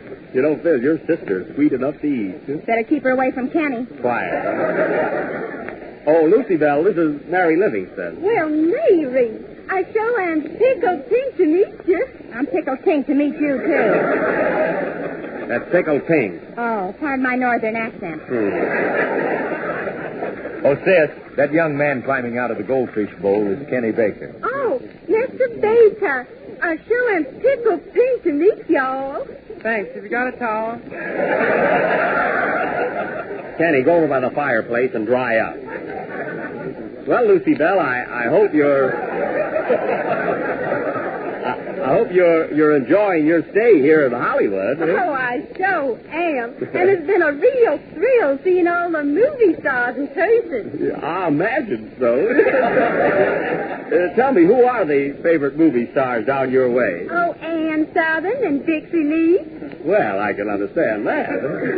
Come sweet like Carolina Lombard, too. Oh. You like Georgia Raft and Charleston Butterworth? Uh-huh. You know, I make pictures, too. You do? Well, hush my mouth. Suppose I'll have to change my name to Jacksonville Benny. Yeah, and I could be Maryland Livingston. Maryland. And I could be Kenny Tucker. Kenny, throw a log in the fire and don't let go.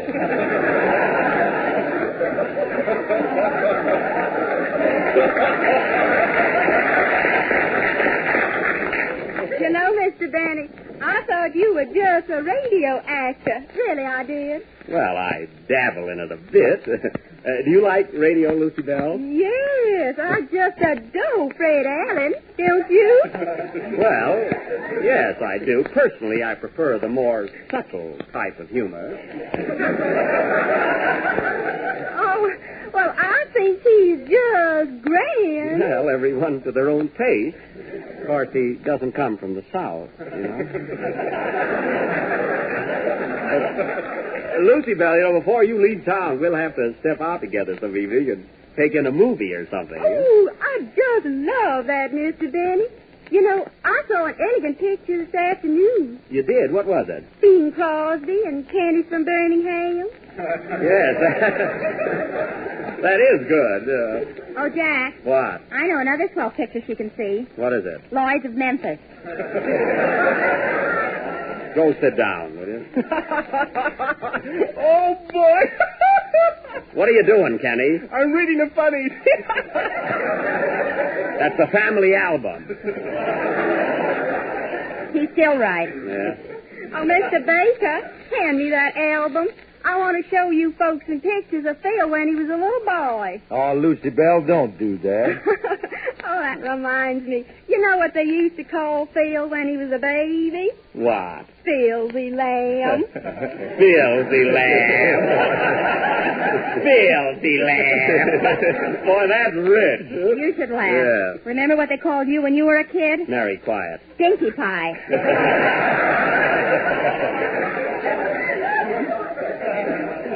Is that so? Oh, here's a picture I wanted to show you. It's our favorite. Which one? Right here. Right here? Mm-hmm. It's Bill when he was 3 weeks old. It was taken on our plantation down south. Oh, sis, don't show him that one. Gee, Phil, 3 weeks old. You haven't got much clothing on there, have you? Mary, what are you laughing at? Southern exposure.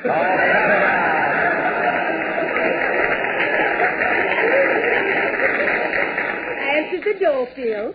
I bet it's Don Wilson. Hello, everybody. Hello, Don. Hello. How are you? Hiya, folks. Why, Andy Devine, what are you doing here?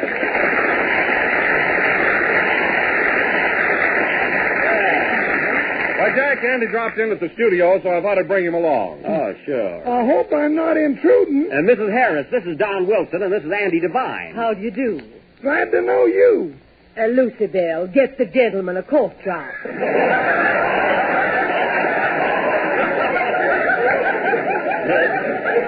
Don't bother, Mrs. Harris. He always talks like that. Oh, boys, this is Phil's sister, Lucy Bell. Here it comes, folks. I so am tickled pink to meet you, boys. I told you so.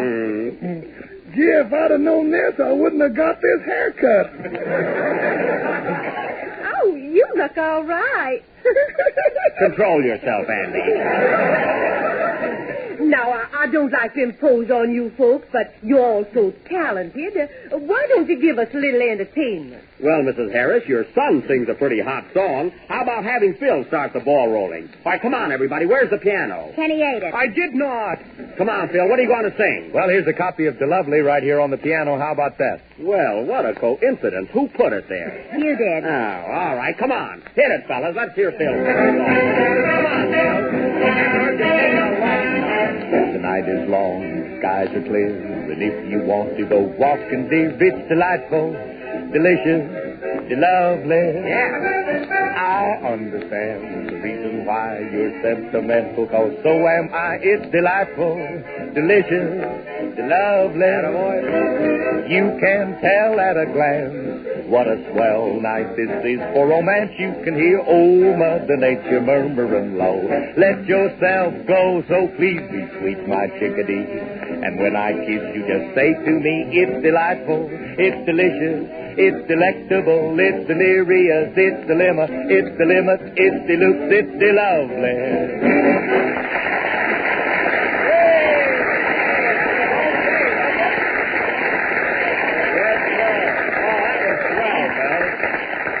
That was good, Phil, really. Mary, how about you singing a chorus, huh? I will if Andy will sing it with me. Oh, I can't. I got a cold. Well, you shouldn't have got that haircut. Come on now, no more coaxing, huh? Wait a minute, Jack. We don't know the words. You don't? Here's a copy for you, Mary. Sing this. Oh, thanks, Don. I'm afraid of this, but go ahead. Come on. Both of you, Mary and Andy. Hit it, fellas, will you? Oh, wait till you get a load of this. When you're dining out and order beef stew, be sure and have some Jell-O, too. It's delightful. It's delicious. It's lovely. And if you're out real late at night and want something that's very light, it's the swallow. It's the mellow. It's the lovely. It is easy to make. You can watch it quiver and just see it shake. You can hear Mother in the kitchen murmuring low. Let yourself be. baby bee. And when I serve it, just say to me, it's the strawberry. It's the raspberry. It's the cherry. It's the orange. It's the lemon. It's the lime. It's the nuts. It's the lovely.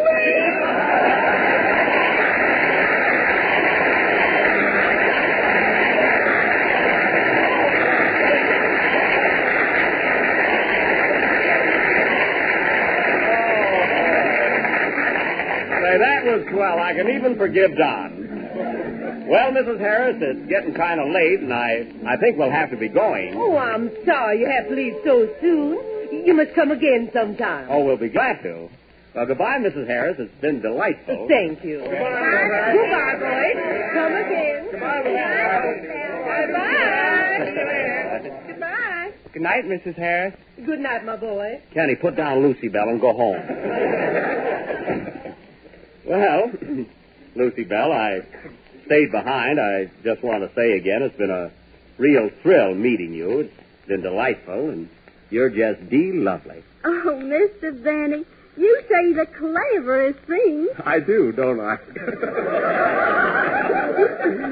Well, I'd love to have you come over to our broadcast sometime. Maybe next Sunday, huh? Oh, I just be tickled pink. Doesn't he get tickled any other color? Don't mind her, Lucy Bell. Well, Lucy Bell, can I take you home? Well, I live right here. Oh, that's right. Well, goodbye, Lucy Bell. Goodbye, Mr. Benny. I mean, Jack. Gosh. Well, goodbye. Ooh. Why don't you open the door? Do I know what I'm doing? Come on, Mary. Gee, she called me Jack. Wow.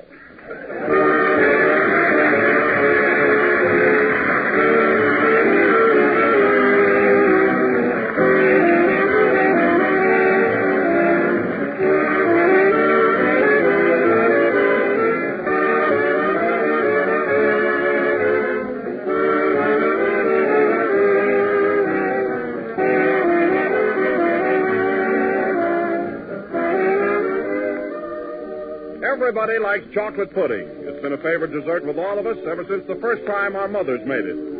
It's a lot easier to make, and it's smoother, creamier, more chocolatey. And this is how simple it is to make. Just mix the contents of one package of Jell-O chocolate pudding with some milk. Cook and stir over a low fire until the mixture comes to a boil and is thick and satin smooth. It only takes a few minutes. Then, after it's cooled, pour it into sherbet glasses, and there you'll have a superb chocolate pudding, the rich, old-fashioned kind that will make a happy impression on everybody who's lucky enough to taste it. One package of Jell-O chocolate pudding will make 6 delicious servings, and it sells for the same low price as Jell-O. Remember the name the next time you're at your grocer's, Jell-O chocolate pudding.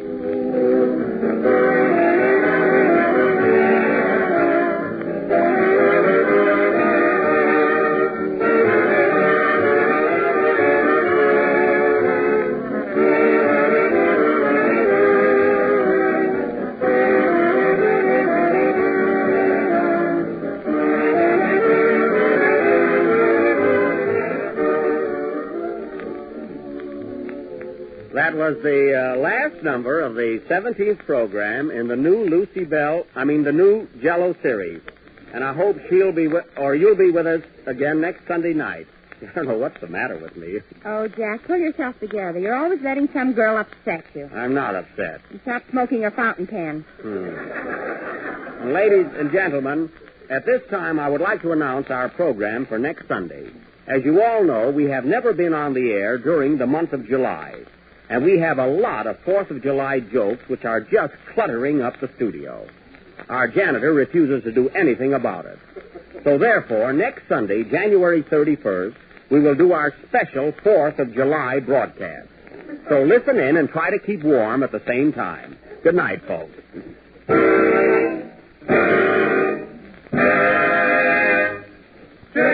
Jell-O.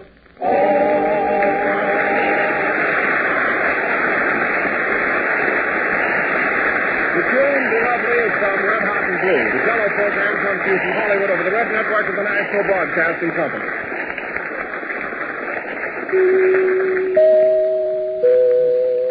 KFI Los Angeles. Jell-O. The Jell-O program, starring Jack Benny with Mary Livingston and Phil Harris and his orchestra. The orchestra opens the program with Everything is Rhythm in My Heart from First in Girl.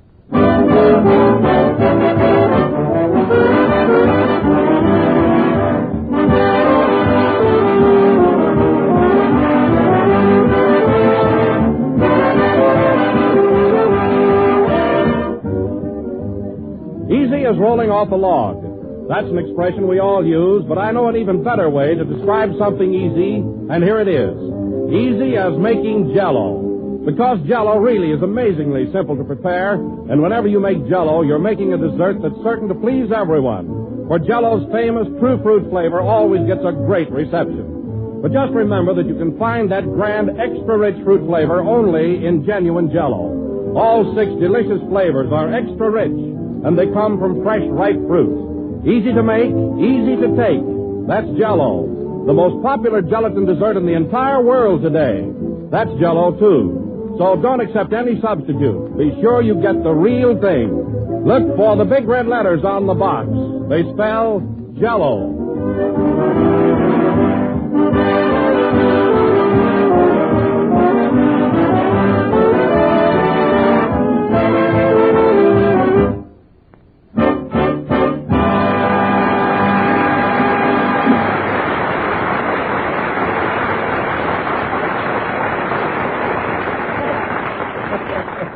And now we bring you our radiant master of ceremonies with warmth in his heart and a cold in his head, Jack Benny.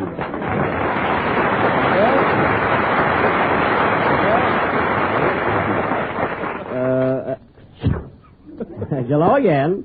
This is Jack Benny speaking to you through a Kleenex. So don't get too close to your radios, folks. You know how these colds spread. Where did you get that cold, Jack? Down at the racetrack. I went out to Santa Anita yesterday. Oh, why didn't you wear an overcoat? I did, Don. I wore one on the way out. The bookmaker wore it home. Usually do, don't they? I tell you one thing, Don. I'm through with horses. That 4th race yesterday cured me. Was that so? What happened? Well, Don, I didn't mind when my horse stopped in the middle of the race and quit cold. But when he came over to the rail and asked me if I heard Fred Allen Wednesday night, that was going a little too far. How can a horse run during the day when he's up all night listening to the radio? Well, Jack, even they have to have a little fun. Say, Don, do you think Allen could have bribed those people to say I couldn't play the bee? Why, Jack, I thought you told me this morning that you were going to forget all about him. Oh, yes. Just slipped by me. Well, anyway, I swore I'd never bet on another horse as long as I live. Unless it's a sure thing, Hiya, Don. Hello, sucker. Listen, Mary, you didn't do so well at the track yourself yesterday. I didn't, eh? No. I came home with 3 winners and a jockey. Oh. Yeah. Anyway, I only had bad luck in 1 race. Yeah, what happened? What happened? The jockey forgot his smudge pot and my horse was frozen at the post.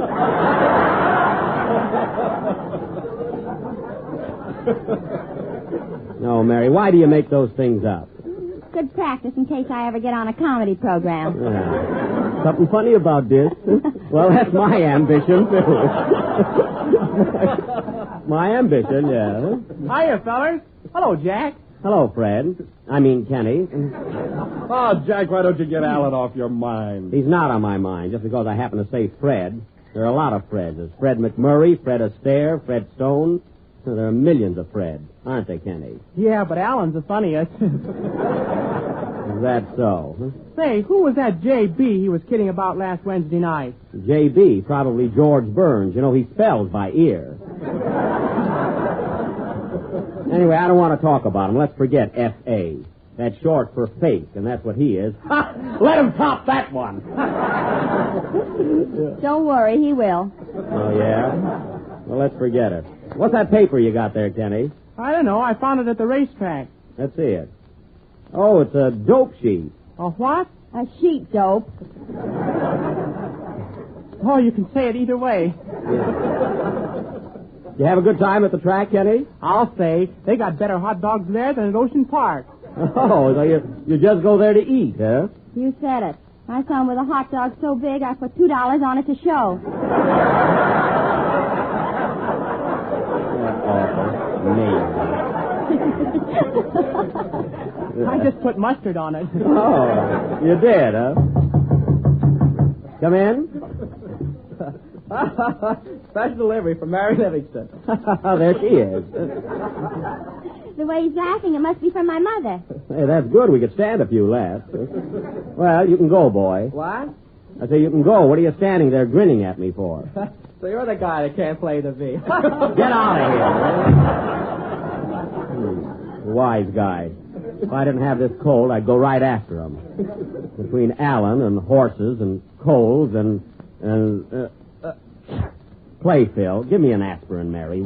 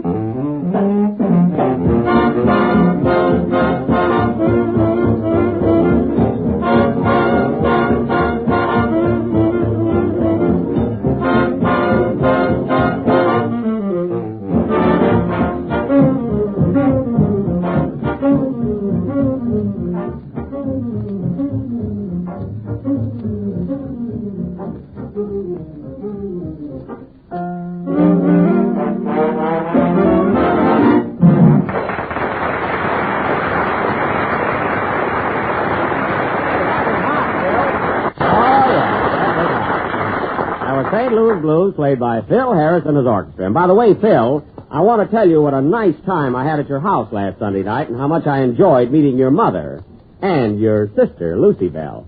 Say, she's a knockout. Well, she thinks a lot of you, too, Jack. Does she really? She certainly does. She's been talking about you all week long. Gee, no kidding, Phil. Yes, sir. As far as she's concerned, you're the tops. Gosh.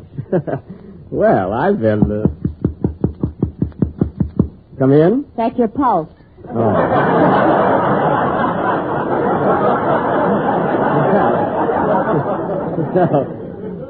It's good to know I'm alive, you know. Yeah. And that reminds me, Kenny, you embarrassed me terribly at Phil's party. Always hungry. Well, I didn't serve anything. Well, that's no excuse. And another thing, you can't eat goldfish. You can't, eh? No. Wait till I look in the bowl. Kenny. Say, Phil, is Lucy Bell coming up to the broadcast tonight? You knew she was. No, I didn't, really. Yeah? What have you got that new suit on for? This isn't a new suit. Then take off the tag. Gee, you've got to laugh tonight, didn't it? I bet I could think of an answer if I didn't have this cold. Jack, I'm not a doctor, but, you know what I think would be good for you? What?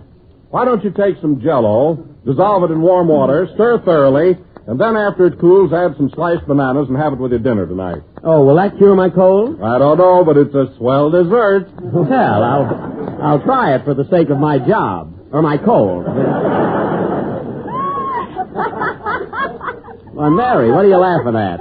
This letter from Mama is a riot. Yeah, well, if it's that good, let's hear it. See, your mother's letters are always funny. Go ahead, read it. All right.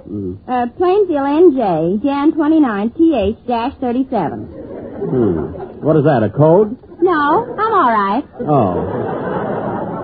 Go ahead. Dear daughter Mary, received your letter, and I was sure glad to hear from you. We have been having very unusual weather in Plainfield, too. Must be pretty cold there. Your brother Hillard had a touch of the flu, but he is now up and around. This morning he got up and chased his nurse around the room. I wonder who won there. Your sister Rita's having trouble with her eyes again and keeps running into things all the time. So I guess we'll either have to get her new glasses or bumpers. Now, that's silly. Tell Jack I know it, but I gotta laugh. A fine letter. Go on, huh? Last night there was a lot of excitement at the Palace Theater. We went to see Camille. In the middle of the picture, Camille took sick and died, so we got our money back. Oh.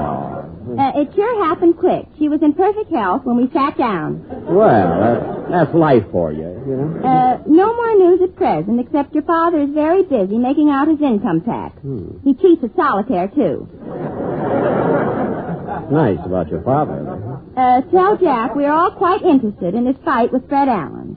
And speaking of the bee, will you please send me a check for $25? Love from us all, your Mater. Mater? She's getting quite high class there. Oh, here's a P.S. Oh. Please ask Kenny to sing Sweetheart, Let's Grow Old Together. And wish him the best of luck, as I know I'm tough to follow. Well, that's mighty sweet of the Mater. Think you can follow her, Kenny? Oh, sure. What's a mater, Jack? Well, mater is a Latin word meaning an ancestor on the maternal side. Do you get it? Yeah. What are you laughing at, Kenny? That's not a joke. I don't care. I'm not fussy. Go ahead and sing. Gee, I wish Lucy Bell would get here.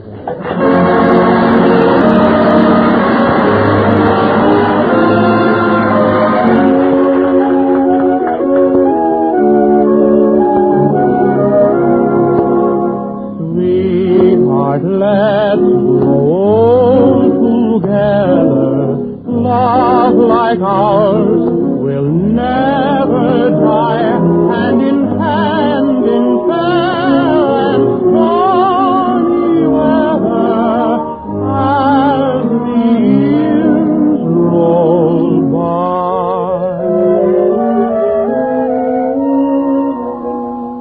Dear heart, we're dancing. It's time for romancing, for just we two. Heart to heart beating, my lips keep repeating, I love about you. Dreams of the future arise into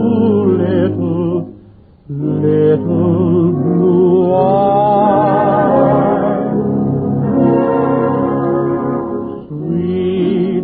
Let's grow together.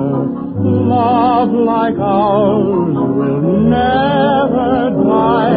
Hand in hand in fair and stormy weather, pals, just you and I.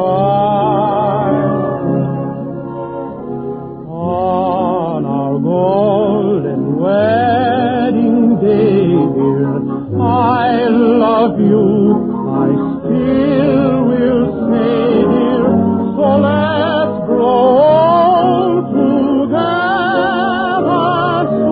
sweetheart, as the years roll by.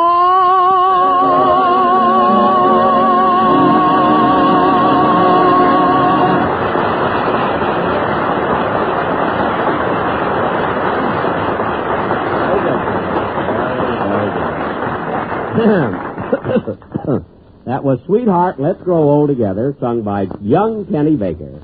Say, Phil, did Lucy Bell get here yet? Not yet, Jack, but she ought to be here any minute. I wish she'd hurry up. You said she mentioned my name, didn't you? Yes, she did. What'd she say? Well, she said if you'd have sent her flowers, it'd have been much nicer than the ones she got from Kenny. Oh, yeah? You keep out of this, Kenny. I didn't say anything. Well, anyway, when Lucy Bell gets here, I want everybody to behave themselves, especially Kenny and Mary. And John. I'll be all right.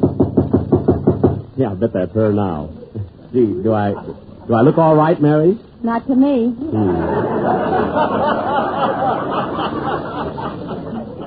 Come in. Mr. Benny? Yes?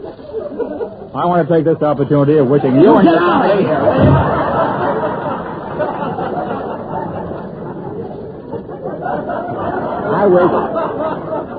I wish somebody had set a trap for him. Oh, Jack, look who's coming in the studio. Well. Here comes Lucy Bell now.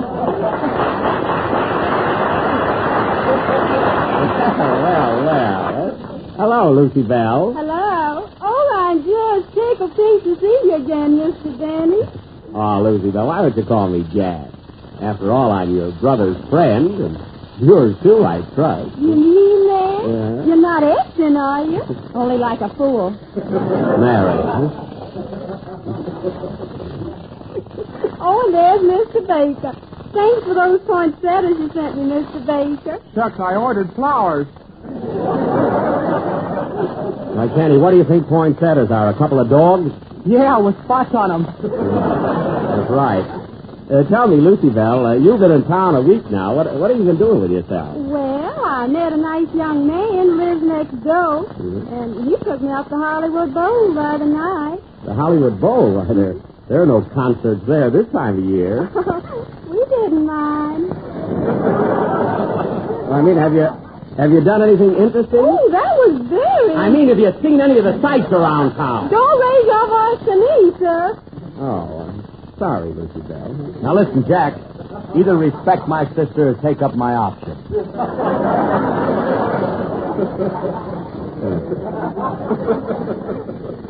Oh, there's my brother. Hello, Filsy Lamb. Filsy Lamb. What are you laughing at, Stinky Pie? That's your fault, Mary, for telling him my nickname. Wait till I tell him your real name. Why? You know, you sure have a big pride in this studio. Is that the audience? No, that's Don Wilson. The audience is over here. Although he's an audience enough for anybody. You know, Don is our sponsorial mouthpiece. He is? What's that? Well, that's, Lucy Bell, that's... Oh, you explain it, will you, Don? I'll be glad to. I knew you would. A sponsorial mouthpiece, Lucy Bell, is a fellow who says the Jell-O is the finest, tastiest dessert in the world, and it has that new extra-rich fresh fruit flavor, and every day millions of people eat it. Oh, that. Yes, Lucy Bell. That's Don's whole life, giving sponsorial hints to the world. Well, Lucy Bell, if you'll wait around till the program is over, we can go out somewhere and have a sandwich, you and I, or a dance or two. Oh, I'm sorry, Jack.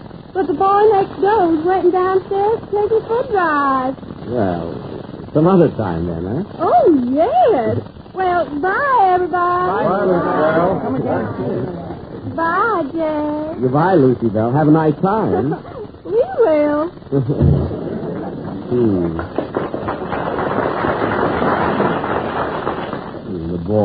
The boy next door. Say, Phil, who lives next door to you anyway? Well, Robert Taylor lives on one side and Jackie Cooper on the other. Oh, Jackie Cooper. Well, he's just a kid. I don't have to worry about him. Robert Taylor don't have to worry about you. Yeah? Play, Phil. What kind of Jack?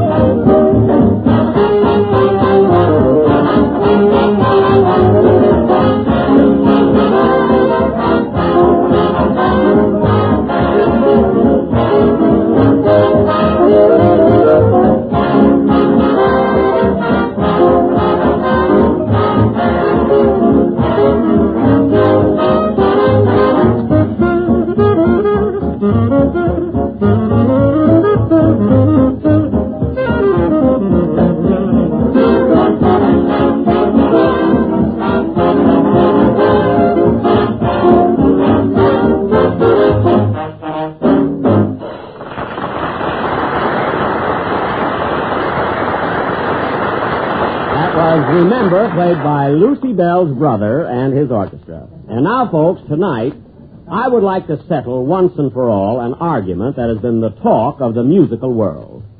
It seems that... Say, Jack. Yeah? What about that special 4th of July sketch you announced last Sunday? Well, Don, I'm not in a 4th of July mood tonight, but there will be some fireworks. I've got something very important on my mind that I'd like to discuss with Phil Harris, so if the rest of you fellas want to go home, it's all right with me. Okay, as long as you don't need us. So long, Jack. So long. You can go too, Mary. All right. Come on, Kenny. Let him try to get laughs now. Yeah, I'm not in the mood for laughs. So long, Jack. Goodbye. And there are other things in life besides comedy. What's on your mind, Jack? Come here a minute, Phil. Phil, how many men have you got in your orchestra? 15. 15, huh? Well, next Sunday, I'd like to have you add about 30 more. A real symphonic organization. But what's the idea, Jack? Well, Phil, there's one argument I didn't start that I'm going to finish next week. I'm going to play Schubert's immortal classic, The Bee.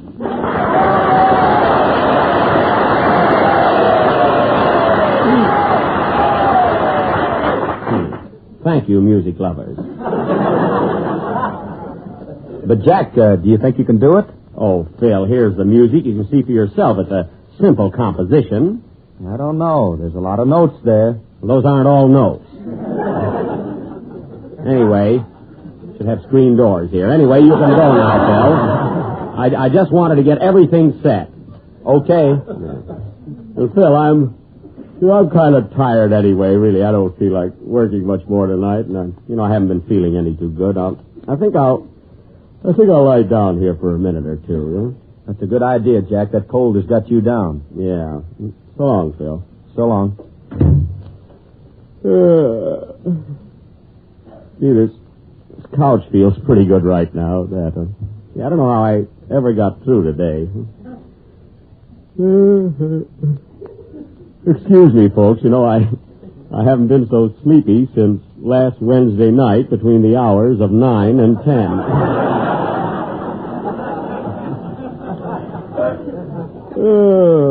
Oh, boy. Folks, life's a funny thing. I don't know, it's the little things that upset you. You take a fellow like Alan who, yes, sir, life sure is. Yep. I'll have a big symphony orchestra. Show that guy up.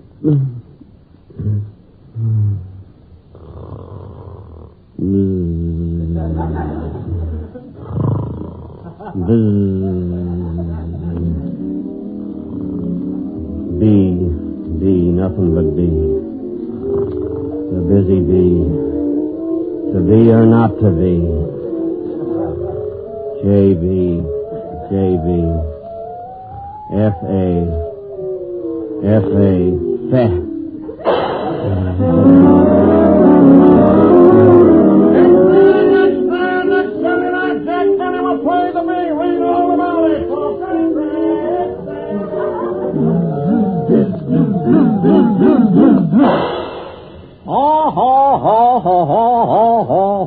Who's that?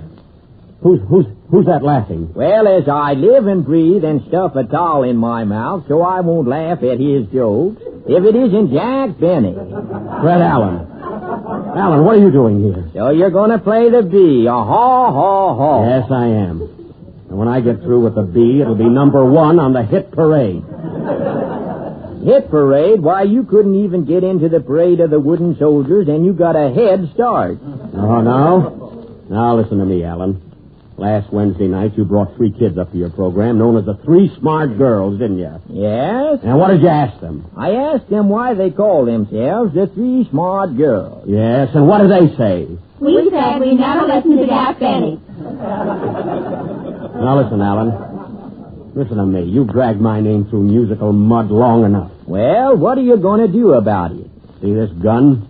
If you've ever prayed, pray now. Oh, what's the use? You'll play the fiddle anyway. Yeah? Well, that's the last quip you'll ever make. Take this. Wait a minute. Don't shoot. I thought you were a coward, you spineless yellow jellyfish. Yellow? Why, you're yellower than a canary bird with a jaundice. That's the last straw. Now, before I bump you off, Alan, I just want you to remind you of a few things. You said I couldn't play the bee at the age of 10, didn't you? You brought the postmaster from Waukegan up to testify against me, didn't you? You brought the photographer. You brought my violin teacher. You brought our family pawnbroker. Why, for $2 more, you could have gotten my father. You accused me of picking up old cigar butts. You said I'd never live to be 104 and a half. You made me the laughing stock of the nation. And Europe by short ways. You laughed, you lied, you ridiculed, you slandered, and you called me a squirt. Well, the squirt is firm. You reached the end of your rope, Alan. Take that, and that, and that. Jack, what's the matter with you? Wake up, Jack. What's wrong? Oh, nothing, fellas. Nothing. I just had a dream. And, gee, it was swell. Play, Phil.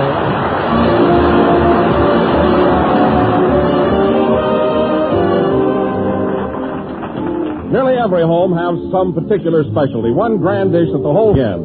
And I'm here to tell you about that kind of a hit. It's more, is it good? It's called Jellied Figs, a delicious combination of luscious figs and strawberry jello. Here's how you make it. First, dissolve a package of strawberry jello in 1 pint of hot water and fig juice. Chill until slightly thickened and then fold in 1 cup of sliced stewed figs. After that, just mold and serve with whipped cream. And what a swell combination that is. Golden figs and rosy, cherry, strawberry jello. Good to look at, better to taste. No other gelatin dessert has Jello's extra rich, fresh fruit flavor. So when you make jellied figs, just be sure to make them with the one and only genuine Jello.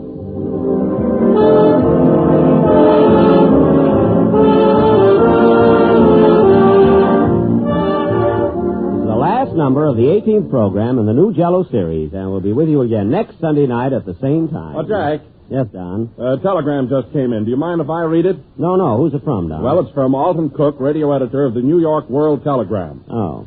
It says, congratulations to Jack Benny on the new honors he has won in the World Telegram Radio Editors Poll. Stop. For the 4th consecutive year, he has been voted America's favorite comedian by the radio editors of the United States and Canada. Stop. The Jello program was picked as the all-around favorite show for the 3rd successive year, and Don Wilson was voted the best studio announcer. Stop. Well done. Congratulations also to Mary Livingston, Phil Harris, and Kenny Baker, who have maintained their same high standard. Signed, Alton Cook. Well, thanks, Alton, and all of you fellow radio scribes for this great honor. I also want to thank my listeners, my cast, and my authors. Wasn't that swell, Mary? Come on, let's go. All right, my dream man. Good night, folks.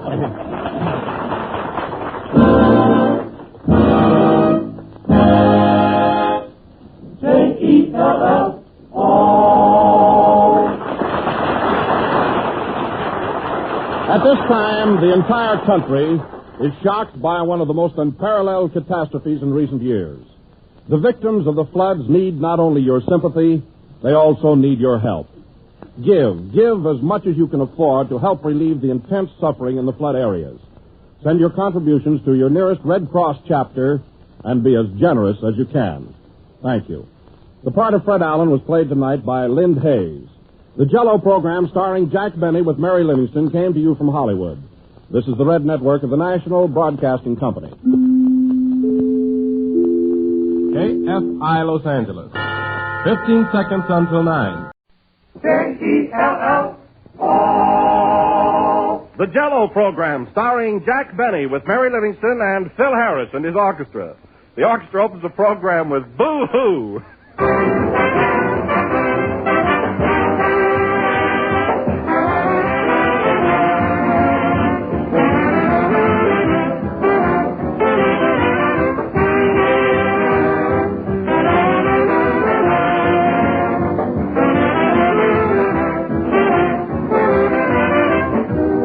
Shopping, movies, bridge. Many women are likely to spend their afternoons these days in one of those 3 ways. But shopping, movies, or bridge sometimes means that you get home a little late and have to hurry with dinner. But never mind that, even if you have less time than usual. You can always serve a dessert you'll be proud of. Jell-O. Jell-O takes so little time to prepare, and it tastes downright delicious. Your whole family will enjoy Jell-O's true fruit flavor that comes from fresh, ripe fruit. Try strawberry, raspberry, cherry, orange, lemon, or lime, but be sure you get the real thing. Be sure you get genuine Jell-O. Accept no substitutes, because only genuine Jell-O has that extra rich, fresh fruit flavor. Remember to look for the big red letters on the box. They spell Jell-O.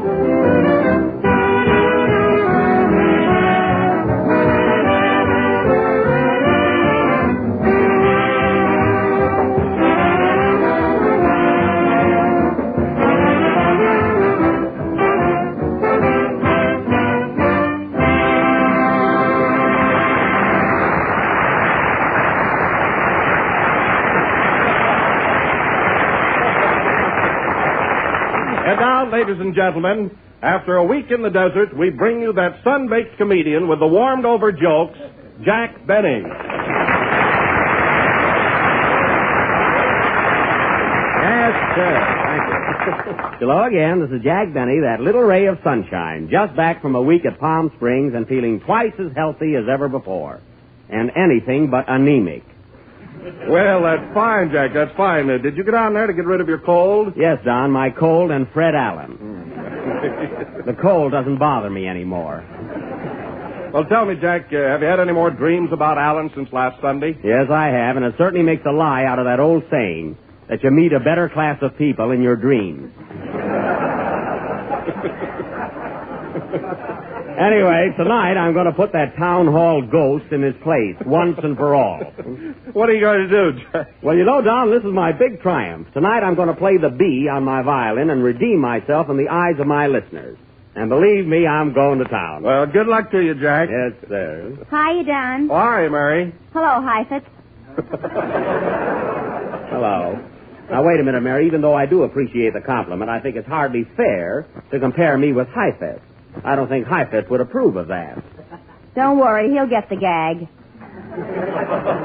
Well, I hope so. Say, Jack, did you hear that 10-year-old boy play the B last Wednesday night? Yes, Mary, I did. Wasn't he swell? Well, yes, for a kid 10 years old.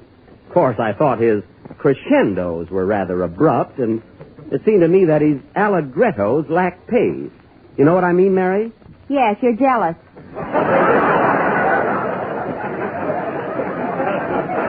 Yeah, well, I'm not jealous. I can play the B with one hand and Love and Bloom with the other. Gee, if you can hold a stick between your toes, you can direct yourself. Yeah. Some nifty retort reminds me of another joke. That's it. Doesn't it? Penny, it's your cue. Oh, say, Jack. Yeah. Oh, hello, Penny. Hello. Have you got a minute? Sure. What's on your mind? Well, I'm kind of worried about something. Look, Jack, garage rent is pretty expensive here in Hollywood, isn't it?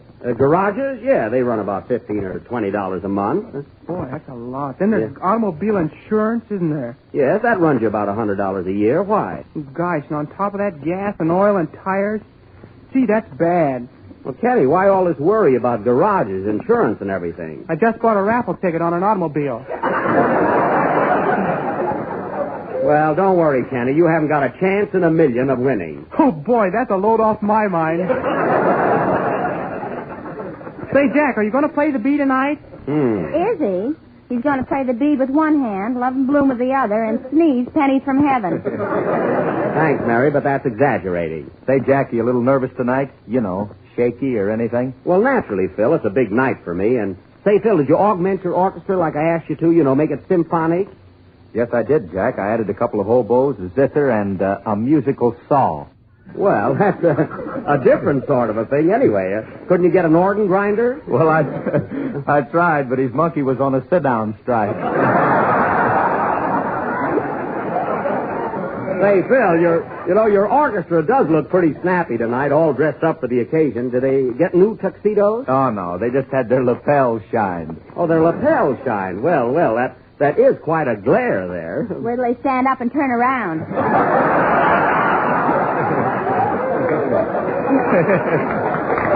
Me. By the way, Jack, who's going to pay these extra musicians? You know, the ones I hired tonight. I don't know, Phil. Take it up with the sponsor. I did, and he washed his hands with the whole thing. Sanitary fellow, isn't he? Yeah. Well, don't worry about it, Phil. We'll straighten it out. You know me. Come in. Mr. Benny? Oh, you, Yes? I want to take this opportunity of wishing you and your violin a very, very successful performance. Well, thank you. That's much better. And who might you be? I might be a music lover, but I'm not. Goodbye. These pets. Doesn't NBC know you can buy a lock for $1? Play, Phil.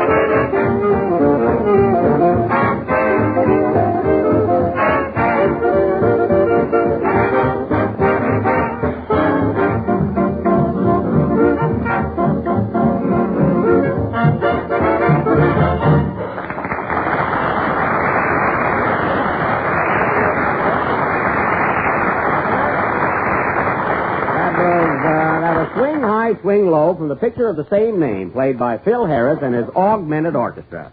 Say, Phil, I didn't hear that fellow with the saw. Why didn't he play? Well, he's a union carpenter. He can't work on Sunday. Oh, I see. By the way, Phil, aren't your mother and sister Lucy Bell coming up to hear me play tonight? I don't know. Why? Well, it would be a kind of an inspiration to have Lucy Bell here. Come here a minute, Phil. I'm going in the other room and call her up. Well, go ahead.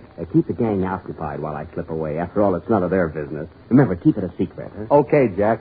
It's delightful, it's delightful. Where are you going, Jack? None of your business. It's a secret. While Jack is making a secret phone call to Lucy Bell, let me divert your attention to Jell-O. Jell-O is just as sweet and tempting as Lucy Bell, and you don't have to be in a phone booth to enjoy it. So remember, always dial Jello, and if the line is busy, you can still get strawberry, raspberry, cherry, orange, and lemon. Goodbye.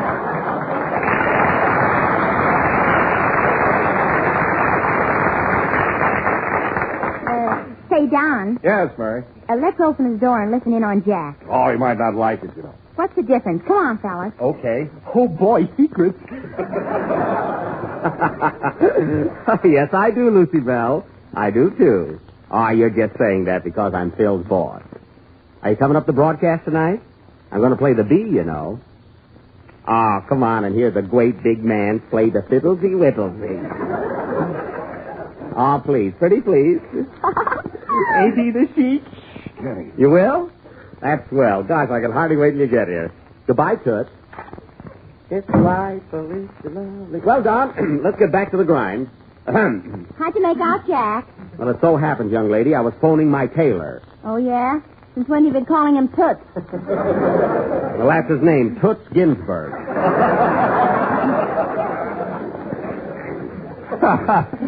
Fiddlesy whittlesy. Now, listen here, listen. Oh, baby, talk to your tailor, huh? Well, he's a young fella. Why didn't you order a Sootsy Wootsy? You're all so funny, you guys. Why don't you fellas leave Jack alone? Yeah. I know how he feels. For I, too, have love. Why, Kenny? Oh, cut it out, fellas.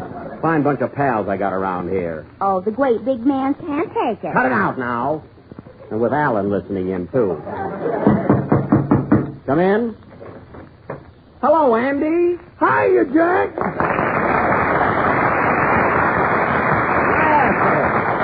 Well, Andy, I didn't expect you here tonight. Much.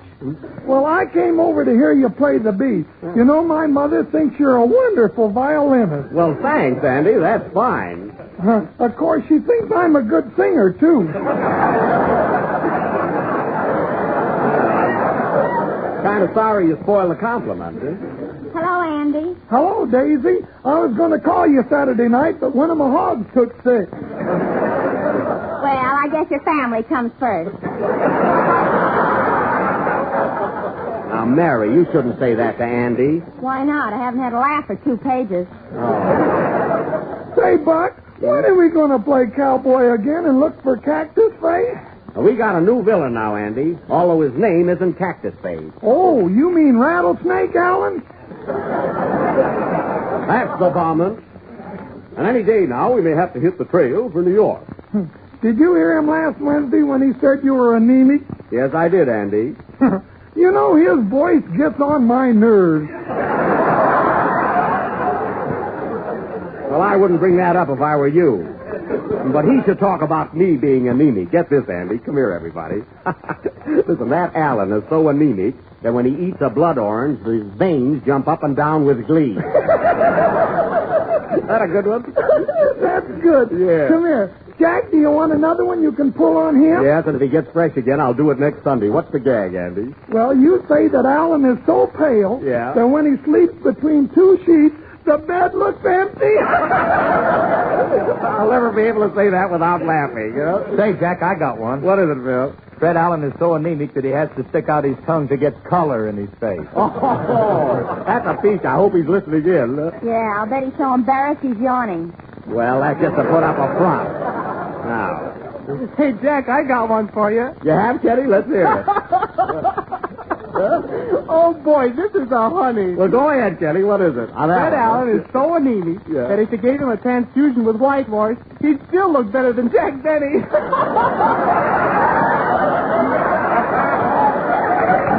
Oh, yeah? What's funny about that? I don't know. Sing, Kenny. You better. By the way, your option looks a little anemic, too. Well, then it matches my salary. Come on, Mary. That kid is getting too smart. And don't let him listen to Alan. Playboy.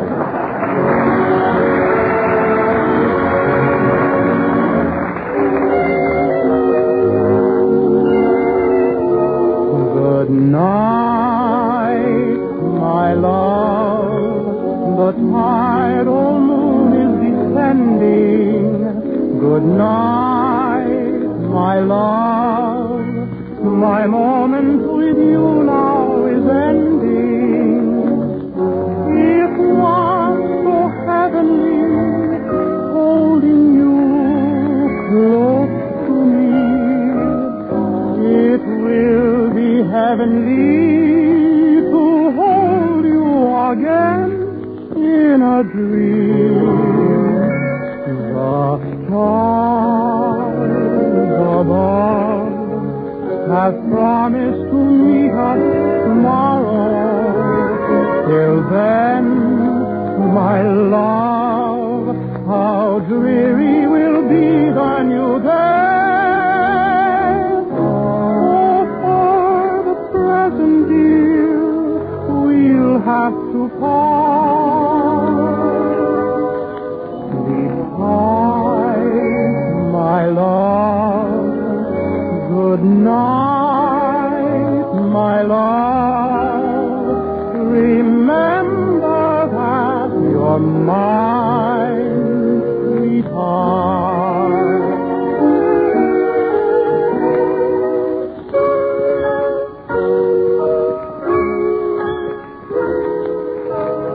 Times are ringing, night is singing a parting melody. While you're sleeping,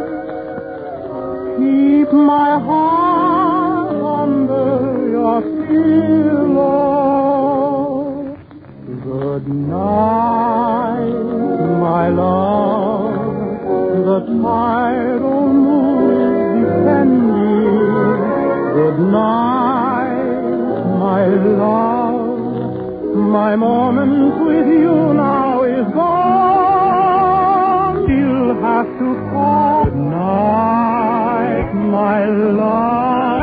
Remember that you're my sweetheart. Good night, good night, my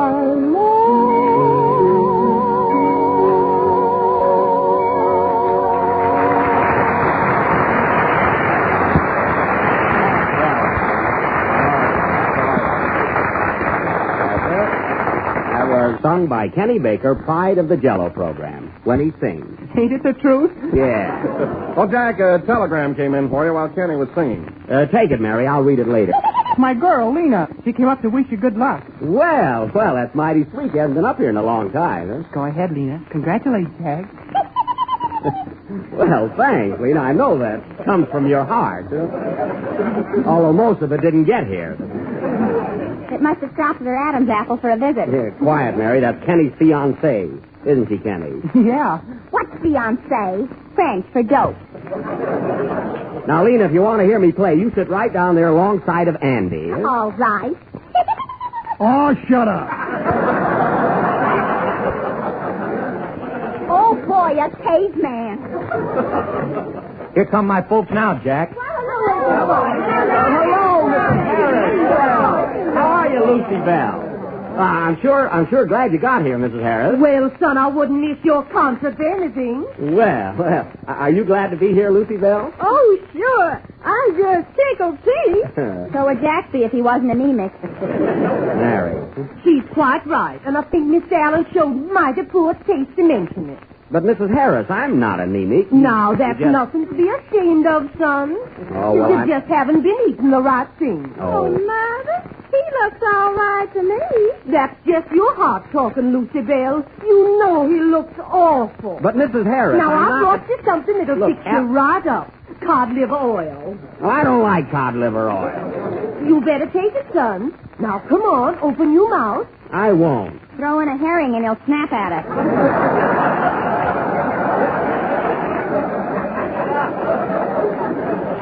No, I like gefilte.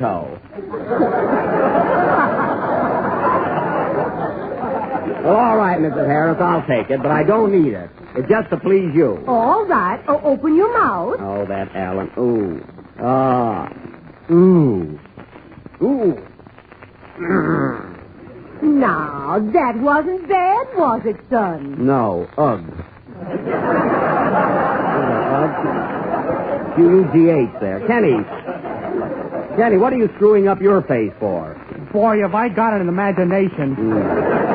Fine thing. Now when I play my violin solo, I'll be making faces back at the audience. Mary, what are you laughing at? I just read that wire that came for you. Yeah, well, if it's so funny, let's hear it. It says, Jack Benny, NBC Studio, Hollywood. Best wishes on your solo tonight. Stop. Well, go ahead. What is it?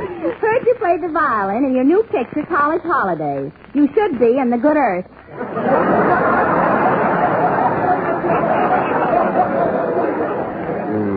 Very funny. Who's that from? It's signed Tingling Allen. I thought so. Play, Phil. Oops, I can still take that one.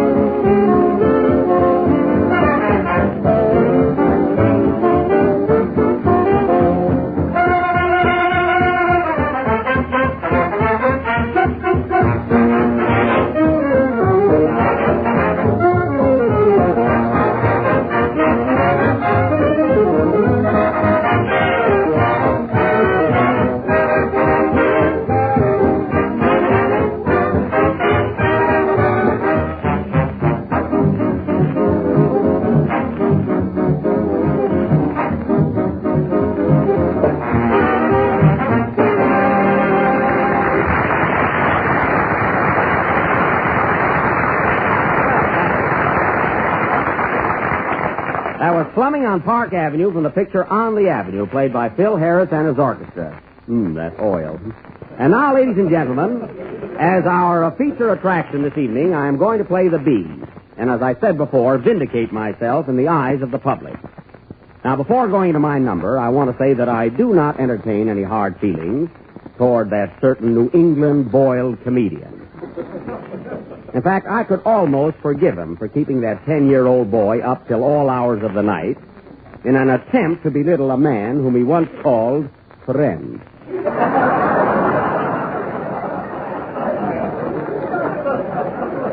I did not come here to praise Alan or to bury him. But what I am going to do tonight, I am doing in the name of justice.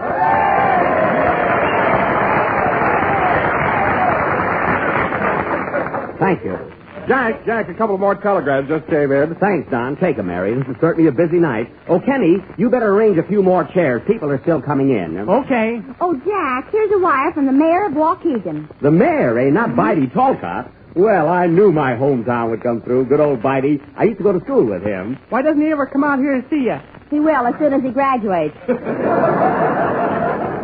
Don't mind her, Bitey. What does he say in the wire, Mary? He says that, Dear Jack, all Waukegan is proud of you tonight. Stop.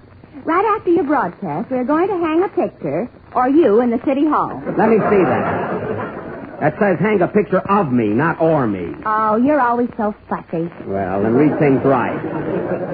Say, Phil, what time is it? It's about 8:55, Jack. Well, we better get going then with my violin solo. Are the boys all ready? Sure are. Wake up, man. And now, folks. Hey, what's that? The mayor just graduated. Oh, yeah, he's pretty smart and my friend. Come on, Phil, get the boys tuned up. Right, Jack. Come on. Popcorn, peanut, and packet, Jack. Get them while they're hot. Programs. You can't tell one note from another without programs. Jello, get your Jello here. None genuine without the big red letters on the box. Here you are, sir. Earmuffs. Get your earmuffs here. You can't enjoy the show without earmuffs.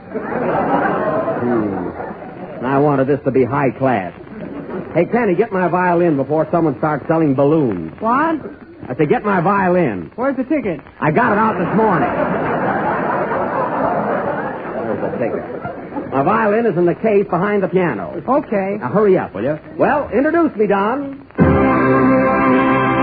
Ladies and gentlemen, Mr. Jack Benny will now play that much talked of composition, Schubert's immortal classic, The Bee.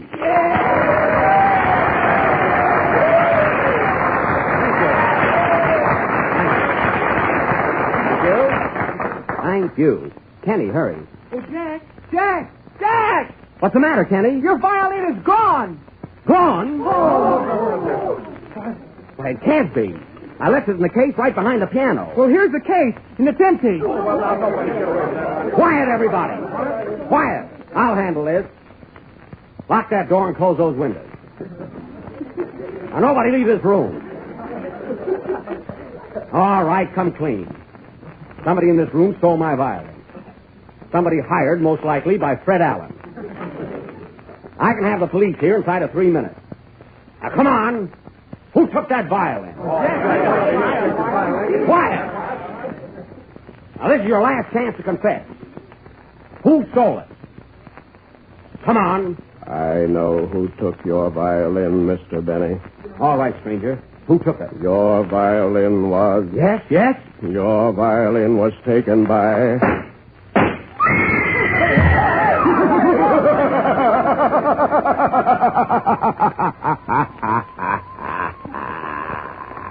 This will be continued next Sunday night. Who took Jack's violin? Was it the mysterious stranger? Was it Fred Allen? Was it the credit company? Tune in next Sunday night and find out. Playboy.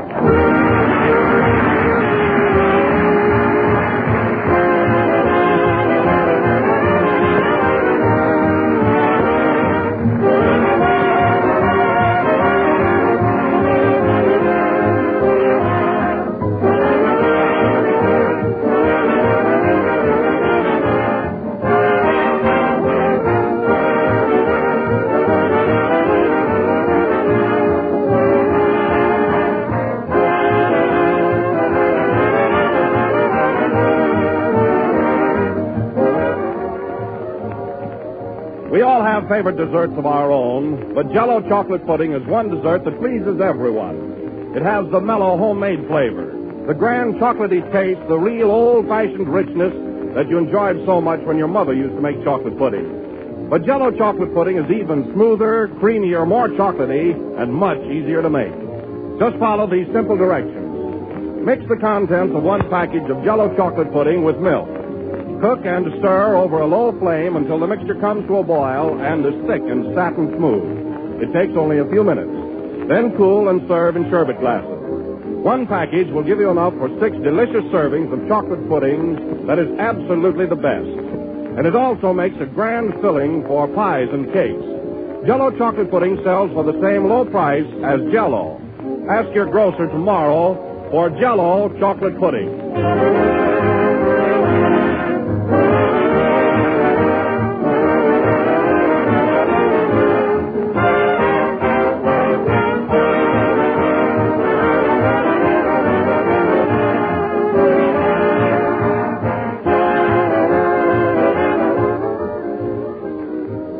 This is the last number of the 19th program in the new Jell-O series, and we will be with you again next Sunday night when you will positively hear the bees, even if I have to hum it. Oh, Jack, another telegram just came in. Yeah, read it. It says, forget the violin. I'll give up if you will. Who's it from? Cactus Face Elmer. I'll get him, too. Good night, folks.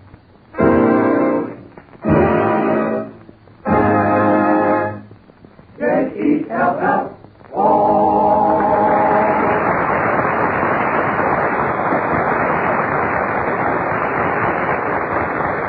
The Jell-O program starring Jack Benny with Mary Livingston came to you over the Red Network of the National Broadcasting Company.